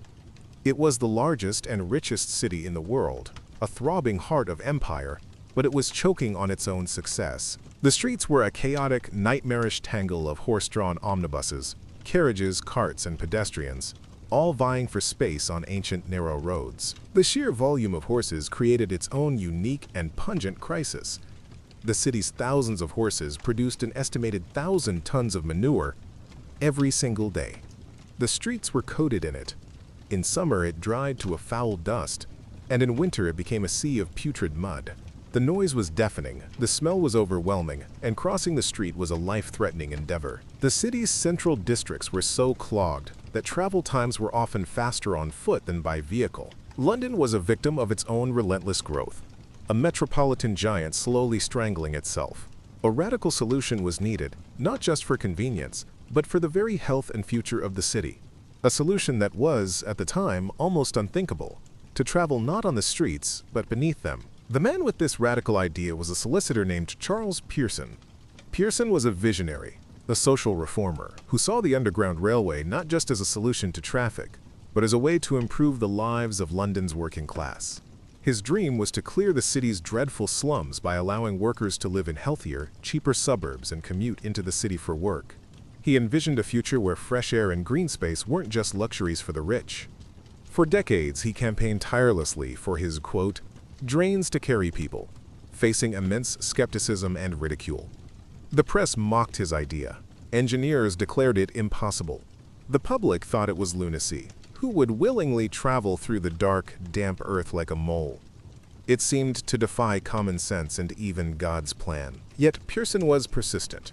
He lobbied Parliament, produced pamphlets, and tirelessly promoted his vision. Slowly, against all odds, he began to win people over. The sheer, undeniable horror of London's traffic was his greatest ally. Finally, in 1854, the North Metropolitan Railway Company was formed to build the world's first underground line, connecting Paddington Station in the west with the financial district at Farringdon in the east. The primary engineering method chosen was as brutal as it was effective: cut and cover. This meant they would dig a massive trench down the middle of an existing road, build a brick tunnel at the bottom, and then cover it all back up again. It was, essentially, open-heart surgery on the city. The construction was sheer chaos. Entire streets, like the bustling Euston Road, were torn open, creating vast, muddy canyons that snarled traffic for years. The work was dangerous, difficult, and incredibly disruptive. The navvies, the manual laborers who built the railways, worked in perilous conditions, contending with mud, collapsing earth, and the constant threat of flooding. They were digging not just through soil, but through the layers of London's history. They disturbed ancient plague pits, unearthed Roman artifacts, and even navigated around the city's fragile, existing infrastructure. The ground beneath London was a tangled web of sewer lines, water mains, and gas pipes, all of which had to be carefully rerouted. Sometimes they weren't careful enough, leading to gas explosions and flooded tunnels. The project was a financial nightmare, constantly teetering on the edge of bankruptcy. At one point, work stopped entirely for over a year due to lack of funds. It was Charles Pearson himself who helped secure the necessary investment from the City of London Corporation, saving his dream from collapse. Tragically, Pearson would not live to see his vision fully realized. He passed away in 1862, just a few months before the railway's grand opening. But his decades of thankless, tireless campaigning had laid the groundwork for a revolution in urban life. He was the forgotten father of the underground, the man whose impossible dream was about to become a noisy, smoky reality. On January 10, 1863, the Metropolitan Railway opened to the public. The day was met with a mixture of immense excitement and nervous trepidation. 600 dignitaries boarded the first train for the inaugural journey, a trip of just under 4 miles that took about 30 minutes. They emerged at the other end, soot-stained but triumphant. The public flocked to try the new marvel. Over 30,000 people rode the railway on its first day, a testament to the city's desperate need for a solution. The initial reviews were glowing. It was hailed as a triumph of modern engineering, the great engineering feat of the day. For the first time, Londoners could bypass the chaos of the streets, traveling swiftly and efficiently beneath the city. Now dim the lights, maybe turn on a fan for some white noise, and get settled. Close your eyes, and let's ease into tonight's journey together, starting in a very different Japan. However, the experience of riding this early underground railway was far from the clean, electric journey we know today. The trains were steam-powered. The locomotives were specially designed with condensers to try and minimize the smoke, but the tunnels were still filled with a thick, sulfurous fog. Stations were left open to the sky where possible to allow for ventilation, but the atmosphere underground was famously foul. Passengers would emerge onto the platform coughing and spluttering, their faces streaked with soot. The carriages were dimly lit by flickering gas lamps, casting long, dancing shadows. It was a dark, noisy, and somewhat hellish environment. Yet, it was still infinitely better than the gridlocked, manure-filled streets above, and for that, Londoners were grateful. The success of the Metropolitan Railway sparked a boom in underground construction. More cut and cover lines were built, forming what we now know as the Circle, District, and Hammersmith and City lines. But this method had its limits.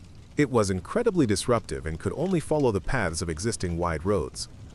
To go deeper, to truly crisscross the city without tearing it to pieces, a new technology was needed. That technology was the, quote, Great Head Shield, a cylindrical tunneling device that allowed workers to bore deep-level tunnels through the stable London clay far beneath the surface without disturbing the city above. This, combined with the advent of reliable electric traction, gave birth to the tube. The first deep-level tube line, the City and South London Railway, opened in 1890. It was a glimpse into the future. With no steam engines, the air was clean. With electric locomotives, the journey was smoother and quieter. The carriages were small, padded cells with tiny windows up high, earning them the nickname padded cells. There was a sense of claustrophobia, of burrowing deep within the earth. But this was the true revolution. Now, railways could be built anywhere, connecting disparate parts of the city with an invisible web of tunnels. An American financier named Charles Tyson Yerkes saw the immense potential and, in the early 1900s, consolidated several fledgling tube lines, creating the foundation of the underground system we know today. With the expansion of the tube came the birth of a powerful and unified brand identity, thanks largely to the genius of a man named Frank Pick. Hired as a publicity officer, Pick believed that every single aspect of the underground, from the posters and the typeface to the station architecture, should reflect a commitment to good design. He commissioned the iconic roundel logo, the red circle with a blue bar, which became a symbol for the entire city. He also commissioned a unique, clear, and modern typeface, Johnston Sans, which is still in use today. Pick's philosophy was that good design wasn't a luxury, it was a public service that could improve people's daily lives. He gave the chaotic system a soul. Perhaps the most enduring piece of design genius associated with the underground is the map. Before 1933, tube maps were geographically accurate, showing the lines overlaid onto a regular street map. This made them a confusing, cluttered mess of tangled lines. An engineering draftsman named Harry Beck had a breakthrough idea. He realized that passengers didn't need to know the exact geographical path of the tunnels. They just needed to know the order of stations and where to change lines. He created a schematic diagram with lines running only vertically, horizontally, or at 45-degree angles, and with stations spaced out evenly. It was a work of abstract art and practical genius, an elegant solution that prioritized clarity over geographic reality. The map itself became an icon, a symbol of London, as much as Big Ben or the Tower Bridge. The Underground's most defining moment, however, came during the Second World War. As the bombs of the Blitz rained down on London, the deep-level tube stations were transformed into the city's largest public air raid shelters. Each night, hundreds of thousands of Londoners would descend into the earth, carrying blankets and flasks of tea. They slept on the platforms, their bodies packed side by side. The government was initially reluctant to allow this, fearing it would create a, quote, deep shelter mentality and damage morale. But the public simply took matters into their own hands, buying tickets and refusing to leave. The tube became a subterranean city, a symbol of resilience and community in the face of terror. It was no longer just a transport system. It was the city's sanctuary. Life in the station shelters developed its own unique culture. There were impromptu concerts, libraries, and even canteens. Bunk beds were eventually installed to make life more comfortable. Communities formed on the platforms. People from all walks of life thrown together by the shared experience of survival. The sound of the Blitz, the drone of bombers, the whistle of falling bombs, the crump of explosions was muffled and distant down in the deep. The tube provided not just physical safety, but a psychological balm, a refuge from the constant fear. It was a testament to the system's unintended but profound importance to the very soul of London. It had become the city's protector. After the war, the London Underground continued to evolve, facing challenges of underfunding, aging infrastructure, and ever-increasing passenger numbers. Yet it has remained the indispensable circulatory system of the city. It's a place of daily ritual, of shared commutes, of quiet moments reading a book between stops. It's a network that has shaped the very geography of London, with suburbs growing up around its stations. It's a cultural touchstone, featured in films, music, and art. The phrase, "mind the gap," is recognized globally. To this day, the tube is a living, breathing museum of engineering, design, and social history. A constant reminder of the Victorian ambition that dared to dream of a city that moved beneath itself. So the next time you hear the rumble of a train deep beneath your feet in a major city, think of Charles Pearson and his impossible idea. Think of the navvies digging in the dark, the first soot-faced passengers emerging into the light, and the families huddled on the platforms during the Blitz. The story of the London Underground is more than just a history of transport. It's a story of how human ingenuity, design, and sheer bloody-mindedness can overcome seemingly insurmountable obstacles, reshaping the world in the process, and creating something that becomes an inseparable part of a city's identity. It's the story of how London, to save itself, burrowed into the earth and found its future. Now let us drift away from the rumbling tunnels and the organized chaos of the city. We leave behind the world of grand public works and engineering marvels and turn our attention to the story of a single, extraordinary individual. Our final narrative for tonight is a biography, but one with a stunning, hidden twist. We are going to explore the life of a woman who was world famous for her face, but whose greatest contribution came from her mind. This is the story of Heidi Lamar, the Hollywood goddess who was also a brilliant, secret inventor, and whose work laid the foundation for the wireless world we live in today. You are a samurai, but this is the long peace of the Edo period. The great wars are over, a distant memory in your grandfather's stories. Your sword, your soul, is mostly for show. She was born Hedwig Eva Maria Kiesler in 1914 in Vienna, Austria-Hungary. The daughter of a wealthy Jewish banker, she grew up in a cultured and intellectual environment. From a young age, she was recognized for her almost supernatural beauty, but she was also intensely curious and intelligent, often accompanying her father on long walks where he would explain the inner workings of machines, from streetcars to printing presses. This early exposure to technology sparked a lifelong fascination with how things worked. However, the world around her was far more interested in her appearance than her intellect, a theme that would define much of her life. As a teenager, she was discovered by a film director and began a career in European cinema. Her early film career was defined by a single, notorious event. In 1933, at the age of 18, she starred in a Czech film called Ecstasy. The film was controversial for its time, featuring scenes in which she appeared nude and, most scandalously, a scene that depicted the first-ever female orgasm in non-pornographic cinema. The film was banned in many countries, including the United States, and condemned by the Pope. While it made her internationally famous, it also typecast her, creating a sultry, scandalous image that would be both a blessing and a curse. This early fame attracted the attention of one of Austria's richest men, a powerful arms manufacturer named Friedrich Mandl. Mandl was a possessive and controlling husband. He was a munitions dealer who supplied weapons to the fascist governments of Italy and, later, Nazi Germany. He treated his young wife like a beautiful trophy, forcing her to accompany him to business meetings with engineers, politicians, and military officials. He was intensely jealous and tried to buy up every existing copy of Ecstasy to erase her past. Heidi later described this marriage as a gilded cage, a form of imprisonment. However, she was not a passive captive. Bored and intellectually stifled, she listened intently at those business dinners. She absorbed a huge amount of information about advanced military technology, particularly concerning radio-controlled torpedoes and the problem of signal jamming. Her mind was at work, even in captivity. After 4 years of this oppressive marriage, Heidi Lamar planned and executed a daring escape. The exact details are the stuff of legend. In one version of the story, she disguised herself as her own maid and simply walked out. In another, more dramatic telling, she drugged the maid with a sleeping pill and fled out a window wearing the maid's uniform and all the jewelry she could carry. Whatever the method, she made her way to Paris and then to London. It was there that she met Louis B. Mayer, the head of the powerful Metro-Goldwyn-Mayer studio. He was initially hesitant to hire her because of her scandalous reputation from Ecstasy, but she charmed him, and he signed her to a Hollywood contract, anglicizing her name to Hedy Lamarr. In Hollywood, she was an instant sensation. Billed as the world's most beautiful woman, she starred alongside the biggest leading men of the era, like Clark Gable and Spencer Tracy. Her exotic, dark-haired beauty was a striking contrast to the blonde bombshells of the time. She became one of the great screen sirens of the 1940s.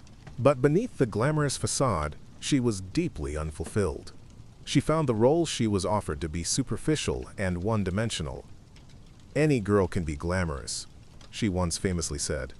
"All you have to do is stand still and look stupid." She was bored by Hollywood parties and craved intellectual stimulation. In her spare time, she didn't socialize. She went home to her workshop. In her trailer on set and at a drafting table in her home, Hedy Lamarr was an avid inventor. It was her private passion, her escape from the shallowness of her public persona. She tinkered with ideas constantly. She designed a tablet that would dissolve in water to create a carbonated drink, though it was apparently a failure, tasting like Alka-Seltzer. She suggested a new, more aerodynamic design for the wings of Howard Hughes's airplanes. But her most significant work was yet to come. As World War II escalated in Europe, she was desperate to contribute to the Allied war effort. She knew that her insider knowledge of Nazi military technology, gleaned from those boring dinners with her ex-husband, could be valuable. She was particularly haunted by the problem of radio-guided torpedoes, which were easily jammed by the enemy, sending them off course. The solution, she believed, lay in making the guidance signal impossible to find. Her breakthrough idea was to have both the transmitter and the receiver constantly jump from one radio frequency to another, in a synchronized pattern. An enemy listening on any single frequency would only hear a meaningless blip of signal before it vanished. To jam the torpedo, the enemy would have to know the exact, complex sequence of frequency changes, which would be virtually impossible. This concept is what we now know as frequency hopping spread spectrum. It was a brilliant and elegant solution to a critical military problem, but she faced a challenge: how to synchronize the hops between the transmitter and the receiver. The answer came from an unlikely source. At a dinner party, she met a composer and pianist named George Antheil. Antheil was an avant-garde artist, known for his experimental and often shocking compositions, most famously his Ballet Mécanique, which was scored for multiple-player pianos, airplane propellers, and sirens. Heidi, upon learning of his work with synchronized player pianos, had a eureka moment. She realized that the same mechanism that allowed player pianos to stay in sync, the perforated paper rolls, could be used to synchronize the frequency changes in her guidance system. A miniaturized player piano roll in both the transmitter and the torpedo, with identical patterns of holes, could coordinate the frequency hopping perfectly. Together, in Lamar's living room, they worked out the details. They filled the floor with sketches and diagrams. He was the eccentric artist, she was the self-taught engineer. It was a bizarre but brilliant collaboration. With Antheil's help in mechanizing the concept, they developed a fully fledged system. In 1942, they were granted U.S. Patent Number 292-387 for a secret communication system. Immensely proud and patriotic, they immediately offered their invention to the U.S. Navy, hoping it would give the Allies a decisive edge in naval warfare. They believed they had handed over a war-winning piece of technology. The Navy's response was, to put it mildly, dismissive. They looked at the patent, filed by a glamorous movie star and an eccentric composer, and they couldn't take it seriously. The idea of putting a miniature player piano inside a torpedo struck them as absurdly cumbersome and unworkable. They effectively patted Heidi on the head and told her that if she really wanted to help the war effort, she would be much more valuable using her famous face to sell war bonds. It was a crushing, deeply sexist dismissal. Her brilliant idea, born from a genuine desire to help, was shelved. The world's most beautiful woman was once again told to just stand still and look pretty. Your primary role isn't carving a path of glory on the battlefield. It's navigating a labyrinth of bureaucracy. You are, for all intents and purposes, a middle manager with a much cooler haircut. Disappointed but still determined to contribute, Heidi did exactly as she was told. She threw herself into the war bond campaign. She toured the country, using her celebrity status to raise millions of dollars for the war effort.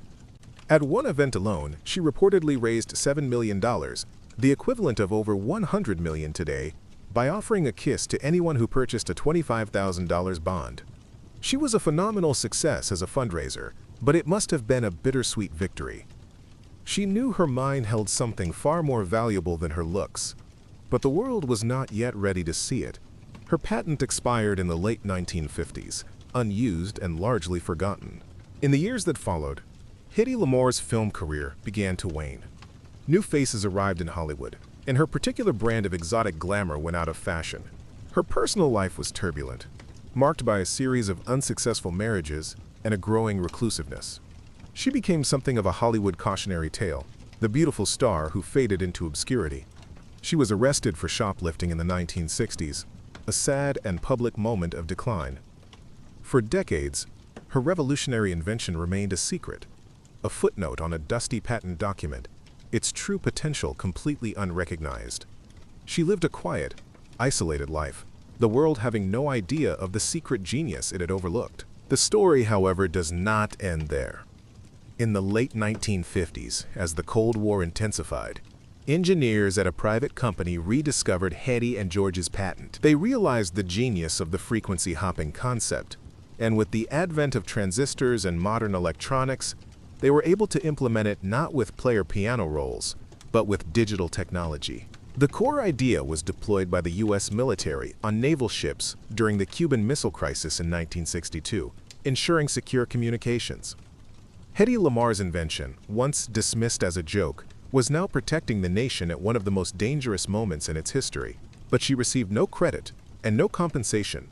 Her work was now classified, and her role in its creation was erased. It wasn't until decades later, with the declassification of military documents and the dawn of the digital age, that the true significance of her invention became widely known. The principle of frequency hopping spread spectrum, which she had co-invented, turned out to be one of the fundamental building blocks of modern wireless communication. It is a core component of the technologies we use every single day. Every time you connect to a Wi-Fi network, use a Bluetooth device, or rely on a GPS signal to find your way, you are using a direct descendant of the idea that Heidi Lamar sketched out on her living room floor. Her secret communication system is, quite literally, all around us. In her final years, Heidi Lamar finally began to receive recognition for her incredible contribution. In 1997, she and George Antheil were honored with the Electronic Frontier Foundation's Pioneer Award. When she was told of the award over the phone, the now elderly and reclusive Lamar reportedly said, "Well, it's about time." It was a typically understated and wry response from a woman who had waited over half a century for the world to acknowledge her mind. She passed away in the year 2000, leaving behind a legacy far greater than her filmography. She was posthumously inducted into the National Inventors Hall of Fame in 2014. The life of Heidi Lamar is a profound and poignant story about the assumptions we make about people based on their appearance. She was trapped by her own beauty, her intellect constantly overshadowed by her face. The world wanted her to be a one-dimensional object of desire, but she was a complex, brilliant, and restless mind. Her story is a powerful reminder that genius can be found in the most unexpected places, and that we should never underestimate someone based on the narrow roles society assigns them. She was a true visionary, a woman who was light years ahead of her time, not just on the silver screen, but in the unseen world of radio waves and secret signals. Let's continue our exploration of history's quieter corners. We're going to stay in the world of ideas, but this time, it's an idea that you can hold in your hand. We're going to trace the history of something that feels both ancient and utterly modern: the book. More specifically, the evolution from the cumbersome scroll to the revolutionary codex, the bound book format we know and love today. Before the book, there was the scroll. For centuries, across civilizations from Egypt to Rome, this was the primary vessel for written knowledge. A scroll was a long, continuous roll of papyrus or parchment. To read it, you had to unroll it with one hand while rolling it up with the other. It was an awkward, two-handed operation. The scroll had significant limitations. Finding a specific passage was a tedious process of unrolling, scanning, and re-rolling. You couldn't easily skip from the beginning to the end. They were also delicate and susceptible to wear and tear, especially at the beginning and end of the roll. Writing could only be done on one side of the material, which was inefficient and expensive. Imagine trying to cross-reference a detail in a long historical text like Herodotus. It would be a frustrating, time-consuming nightmare. The scroll was a linear technology for a linear reading experience. It was functional, but it was far from perfect. Knowledge was accessible, but not easily navigable. A change was needed to make information more random access, more user-friendly. The solution, the codex, began its life in a humble form.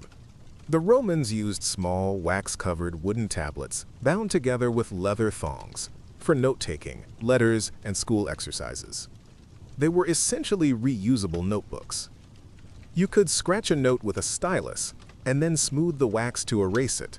At some point, someone had the bright idea of replacing the wooden tablets with folded sheets of vellum or papyrus. This was the birth of the codex. Initially, it was seen as a less formal, cheaper alternative to the prestigious scroll. It was used for personal notes, early drafts, and accounting. The great works of literature and philosophy were still preserved on traditional, high-status scrolls. The codex was the paperback to the scroll's hardback. The turning point for the codex came with the rise of early Christianity. The first Christians were not, by and large, members of the Roman elite. They were a marginalized and often persecuted group. They embraced the codex for several practical and symbolic reasons. It was more portable and discreet than a bulky scroll, making it easier to carry and conceal their sacred texts during times of persecution. It was also significantly cheaper, as you could write on both sides of the page, a practice called apostography, effectively halving the cost of materials. This made it easier to produce and distribute copies of the Gospels and other Christian writings to a growing community. You spend your days hunched over scrolls, practicing your calligraphy and stamping documents. The most ferocious battle you'll fight this week is with a particularly stubborn ink stain on your kimono. But there was also a profound functional advantage that suited the new religion perfectly. Christianity is a religion of the book, one that relies heavily on cross-referencing and quoting specific passages from its sacred texts. With a codex, you could flip instantly from a passage in one gospel to a related prophecy in the Old Testament. This random access capability was revolutionary. It allowed for a new kind of study, a new way of connecting ideas across a body of text. The codex didn't just contain the Word of God. Its very structure facilitated a deeper engagement with it. As Christianity grew from a persecuted sect to the dominant religion of the Roman Empire, it brought the codex with it, elevating it from a humble notebook to the standard format for important texts. By the 4th century AD, the codex had almost completely replaced the scroll in the Western world. The triumph of the codex was one of the most significant, yet quietest revolutions in the history of information. It fundamentally changed how knowledge was stored, accessed, and organized. It introduced concepts we now take for granted: the page, the chapter, the table of contents, the index. All of these are innovations made possible by the structure of the bound book. The codex didn't just change the container for information, it changed the very nature of reading itself, making it a more interactive, analytical, and personal experience. It laid the intellectual groundwork for the next 1,500 years of scholarship. Now let's turn to a place. A single building that holds within its weathered stones 1,000 years of English history. A place of kings, queens, poets, and prisoners. We are journeying to the Tower of London. Its story begins with conquest. In 1066, William the Conqueror, fresh from his victory at the Battle of Hastings, needed to secure his new and somewhat resentful capital city, London. He ordered the construction of a fortress on the banks of the River Thames, a stark and intimidating symbol of Norman power. The first structure was a simple wooden fort, but by the 1070s, work began on the imposing stone structure we now know as the White Tower. It was designed to be a royal palace, a fortress, and a prison, all in one. Its pale stone, imported from France, stood in stark contrast to the timber and thatch of Anglo-Saxon London. It was a clear message: we are here, and we are not leaving. For centuries, the tower served as a royal residence. It was a place of comfort and security, far from the grime and intrigue of the city. Kings expanded it, adding defensive walls, moats, and additional towers, creating the complex we see today. It became a repository for the nation's most valuable possessions. The royal mint produced the kingdom's coins within its walls. The royal armories stored the nation's weapons. And most famously, the crown jewels were kept under lock and key, a dazzling symbol of the monarch's wealth and divine right to rule. It was the secure heart of the kingdom, a place of ultimate safety and authority. But this safety was a double-edged sword, because what can keep people out can also very effectively keep people in. The tower's reputation as a place of grim imprisonment grew over the centuries. While it was never a common jail for ordinary criminals, it became the designated prison for high-status and political prisoners. Kings, queens, bishops, and traders all found themselves guests of the monarch within its walls. To be sent to the tower was a terrifying prospect, often a prelude to execution. Famous prisoners include Anne Boleyn and Catherine Howard, two of Henry VIII's wives, who were held there before being beheaded on Tower Green. The young Princess Elizabeth, the future Queen Elizabeth I, was imprisoned there by her half-sister Queen Mary, accused of treason. Sir Walter Raleigh spent 13 years imprisoned in the Bloody Tower, during which time he wrote a history of the world. The most enduring mystery of the Tower is the fate of the princes in the Tower. In 1483, after the death of King Edward IV, his two young sons, 12-year-old Edward V and his 9-year-old brother Richard, were lodged in the Tower, supposedly in preparation for the young king's coronation. Their uncle Richard, Duke of Gloucester, was named their protector, but the princes were soon declared illegitimate. Their uncle was crowned King Richard III, and the boys vanished from sight. They were never seen again. The common assumption, popularized by Shakespeare, is that Richard III had his young nephews murdered to secure his claim to the throne. In the 1670s, the skeletons of two children were discovered buried beneath a staircase in the White Tower, adding fuel to the legend. Their true fate remains one of history's great unsolved mysteries. The tower was also the site of the Royal Menagerie, the forerunner to the London Zoo. From the 13th century for over 600 years, a collection of exotic animals, often gifts from foreign monarchs, was kept at the tower. It began with 3 leopards, more likely lions, from the Holy Roman Emperor, and later included a polar bear from the King of Norway, which was allowed to fish for its supper in the Thames, and an elephant from the King of France. The menagerie was a source of wonder and entertainment for Londoners, a symbol of the English monarch's global power and reach. The strange sounds and smells of these captive creatures must have added another layer of the bizarre to the already imposing atmosphere of the fortress. Today, the Tower of London is one of the world's most popular tourist attractions. It is guarded by the yeoman warders, popularly known as beefeaters, who are all retired senior non-commissioned officers from the British Armed Forces. They live within the tower walls with their families, a living community in the heart of a historical monument. And then there are the ravens. Legend holds that if the 6 resident ravens ever leave the fortress, the kingdom will fall. A raven master is tasked with their care, and their wings are lightly clipped to ensure they don't stray too far. This strange and ancient superstition is a perfect symbol of the tower itself, a place where history, myth, and modern life exist side by side, a constant, brooding presence on the banks of the Thames, forever guarding the secrets of the nation. Let us now drift from the solid stone of the tower to something far more ethereal and abstract. We're going to explore the strange and fascinating history of a delusion, a shared madness that gripped Europe for centuries. This is the story of the glass delusion, a bizarre psychiatric condition where people, primarily wealthy and educated men, became convinced that they were made of glass. They believed that if they were to fall, sit down too quickly, or be jostled in a crowd, they would shatter into 1,000 pieces.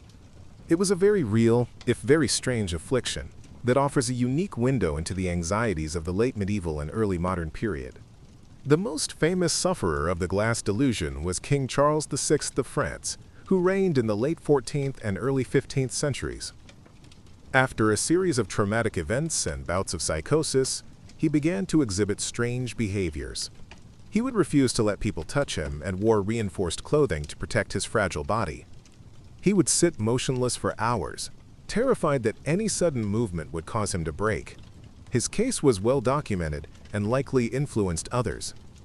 The delusion spread not like a virus, but like an idea, primarily among the aristocratic and scholarly classes. It was a, quote, thinking man's madness, a condition that seemed to afflict those with the luxury and education to engage in deep, often melancholic introspection. You're also broke. Not just a little short on cash, but existentially broke. You're paid a fixed stipend in rice, a currency whose value fluctuates wildly, usually downwards. Why glass? The symbolism is potent.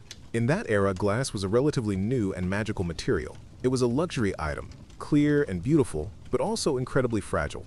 It was a perfect metaphor for the human condition, particularly the perceived fragility of the human mind and soul. For these men, many of whom were scholars or nobles living in tumultuous times of political and religious upheaval, the world felt precarious. The glass delusion may have been a way of externalizing an internal sense of vulnerability. Their bodies became a literal representation of their fragile mental state. They felt brittle, transparent, and on the verge of shattering, so they believed they were made of glass. The treatments for the condition were as strange as the delusion itself. Doctors of the time, working with theories of humors and imbalances, tried various remedies. One famous story involves a physician treating a patient by first acknowledging his glass-like state, and then, after putting him to sleep, having servants beat him with pillows, telling him upon waking that his glass buttocks had been miraculously replaced with flesh ones. Another, more compassionate doctor argued that the best cure was simply to listen, to understand the patient's melancholy, and to gently coax them back to reality through reason and logic, a surprisingly modern approach to psychotherapy. The delusion began to fade away by the end of the 17th century, as the scientific revolution brought new understandings of the human body and mind. The metaphor lost its power. But the story of the glass delusion remains a fascinating chapter in the history of psychology. It reminds us that the ways we experience and express mental distress are profoundly shaped by the culture and technology of our time.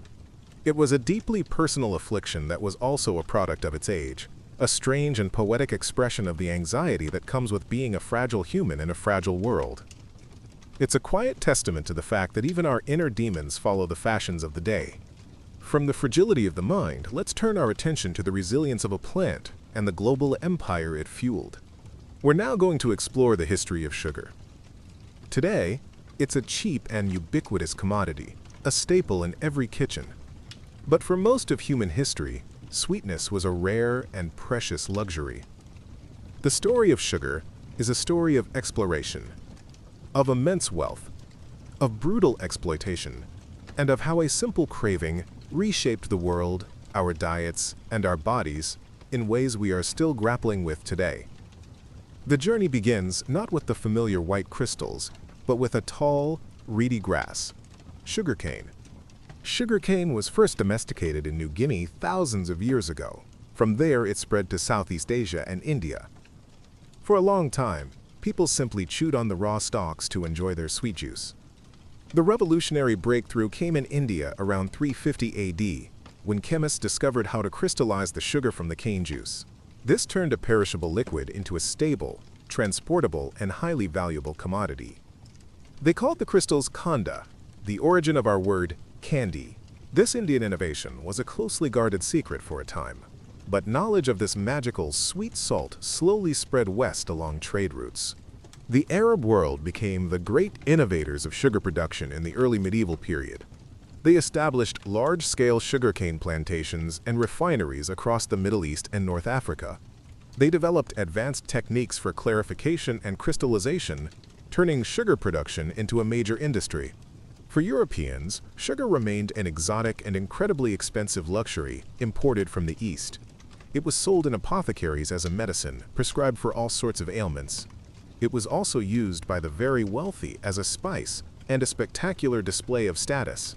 At medieval banquets, nobles would show off with elaborate sugar sculptures, demonstrating their immense wealth by consuming something so rare. The real turning point in the history of sugar came with the Age of Exploration. When European explorers, particularly the Portuguese and Spanish, began sailing down the coast of Africa and across the Atlantic, they weren't just looking for gold and spices, they were looking for places to grow sugarcane. The climate of islands like Madeira, the Canaries, and later the Caribbean and Brazil proved to be perfect for cultivating the crop. Suddenly, Europe had a potential source of sugar that it could control directly, cutting out the middlemen. The dream of cheap, plentiful sugar was within reach, but this dream came at a horrific, unimaginable cost. Sugarcane cultivation is back-breaking, labor-intensive work performed under a relentless tropical sun. The European colonists first tried to force the indigenous populations to work the fields, but disease and brutal working conditions quickly decimated their numbers. To feed the voracious appetite of the sugar plantations, the colonists turned to Africa. Thus began the transatlantic slave trade, one of the darkest chapters in human history. Millions of Africans were forcibly captured, crammed into the hellish holds of slave ships, and transported to the Americas to toil and die on the sugar plantations. The history of sugar is inextricably linked with the history of slavery. The sweetness in European tea was purchased with the bitterness of human suffering. The sugar colonies, particularly islands like Barbados and Jamaica, became the most profitable real estate on the planet. The sugar barons amassed staggering fortunes, building grand houses in both the colonies and back in Europe. This wealth fueled the Industrial Revolution, financing banks, industries, and empires. Sugar, along with other slave-produced commodities like cotton and tobacco, created a triangular trade system that connected Europe, Africa, and the Americas in a brutal economic web. The demand seemed insatiable.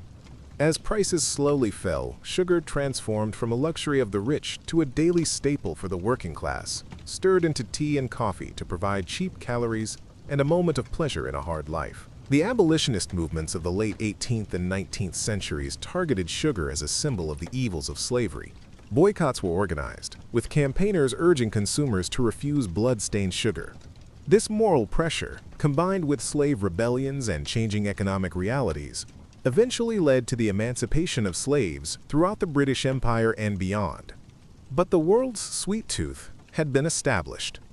The demand for sugar continued to grow, met by new sources like sugar beets and the labor of indentured servants from India and China. By the 20th century, sugar had completed its journey from a rare medicine to an everyday food additive, hidden in countless processed foods. To maintain the appearance of samurai dignity, the fine silks, the home repairs, the ceremonial obligations, you are hopelessly in debt to the merchant class, the very people you're supposed to look down upon. Today we live in the world that sugar built. Its legacy is complex and far-reaching. It shaped global trade, fueled empires, and caused immense human suffering. It also fundamentally altered our relationship with food. Our modern diets are saturated with sugar, and we are now confronting the health consequences, from obesity and diabetes to heart disease. The story of that simple white crystal is a powerful lesson in how a simple human desire can have profound and often devastating consequences, echoing across centuries and continents. It's a reminder that even the most mundane items in our pantry can have a dark and complicated past, a history that is anything but sweet. Now let's turn to a story of a single event, a moment in time that was so strange, so unsettling, that it has puzzled historians for centuries. We are going to the city of Strasbourg in the year 1518 to witness the bizarre and alarming phenomenon known as the Dancing Plague. It began, innocuously enough, with one woman. In July of that year, a woman known as Frau Trophea stepped out of her house and into the street, and she began to dance. There was no music. Her expression was not one of joy. She simply danced, her body moving in a silent, compulsive frenzy. She didn't stop for food or rest. She danced until she collapsed from exhaustion, only to rise again and continue after a brief, fitful sleep. Her solo performance lasted for the better part of a week. At first, onlookers were likely amused or bemused, but as she continued, day after day, concern turned to alarm. Within a week, something even stranger happened. Other people began to join her. First a few, then a dozen, then more. They too were caught in the same compulsive, joyless dance. They were not dancing with each other in any coordinated way. They were each trapped in their own private, frantic movements. By the end of a month, the dancing plague had gripped the city. The number of dancers had swelled to around 400. The streets of Strasbourg were filled with the silent, shuffling, and jerking bodies of its citizens. The city authorities were baffled and desperate. Their first diagnosis, based on the prevailing medical theory of the time, was that the dancers were suffering from hot blood. The prescribed cure, therefore, was more dancing. They believed that the victims needed to dance the fever out of their systems. So, in a decision that seems utterly surreal to modern eyes, they encouraged the phenomenon. They cleared out guild halls to create dance floors, hired professional musicians to provide a beat, and even built a stage in the middle of the marketplace. They tried to turn a terrifying plague into a city-sponsored dance marathon. The result was a catastrophe. The non-stop exertion under the hot summer sun began to take its toll. The dancers, unable to stop, pushed their bodies far beyond their physical limits. They suffered from dehydration, exhaustion, and heart attacks. People began to die, collapsing in the middle of their frantic movements. The chronicles of the time report that, at its peak, the plague was killing as many as 15 people per day. The joyful music and the open stage had only made things worse, turning a bizarre local phenomenon into a deadly public spectacle. The authorities had grievously miscalculated. Realizing their mistake, the city leaders reversed course. They banned all public dancing and music. They declared the plague to be a supernatural affliction, a curse sent by a saint. The remaining dancers were rounded up, put into wagons, and taken to a mountaintop shrine dedicated to Saint Vitus, the patron saint of dancers and entertainment, who was also invoked against neurological disorders. There, they prayed for absolution. Slowly, over the next few weeks, the dancing subsided. The plague was over as mysteriously as it had begun. But the question remained, what on earth had actually happened? Modern historians and scientists have proposed several theories. One early idea was that the dancers had ingested ergot, a fungus that grows on damp rye, and can cause convulsions and hallucinations. However, this is unlikely to produce the coordinated, sustained dancing described in the accounts. The more widely accepted theory today is that the dancing plague of 1518 was a case of mass psychogenic illness or mass hysteria. The people of Strasbourg were living in a time of extreme hardship. The region had been struck by famine, disease, and poverty. there was a profound sense of anxiety and despair.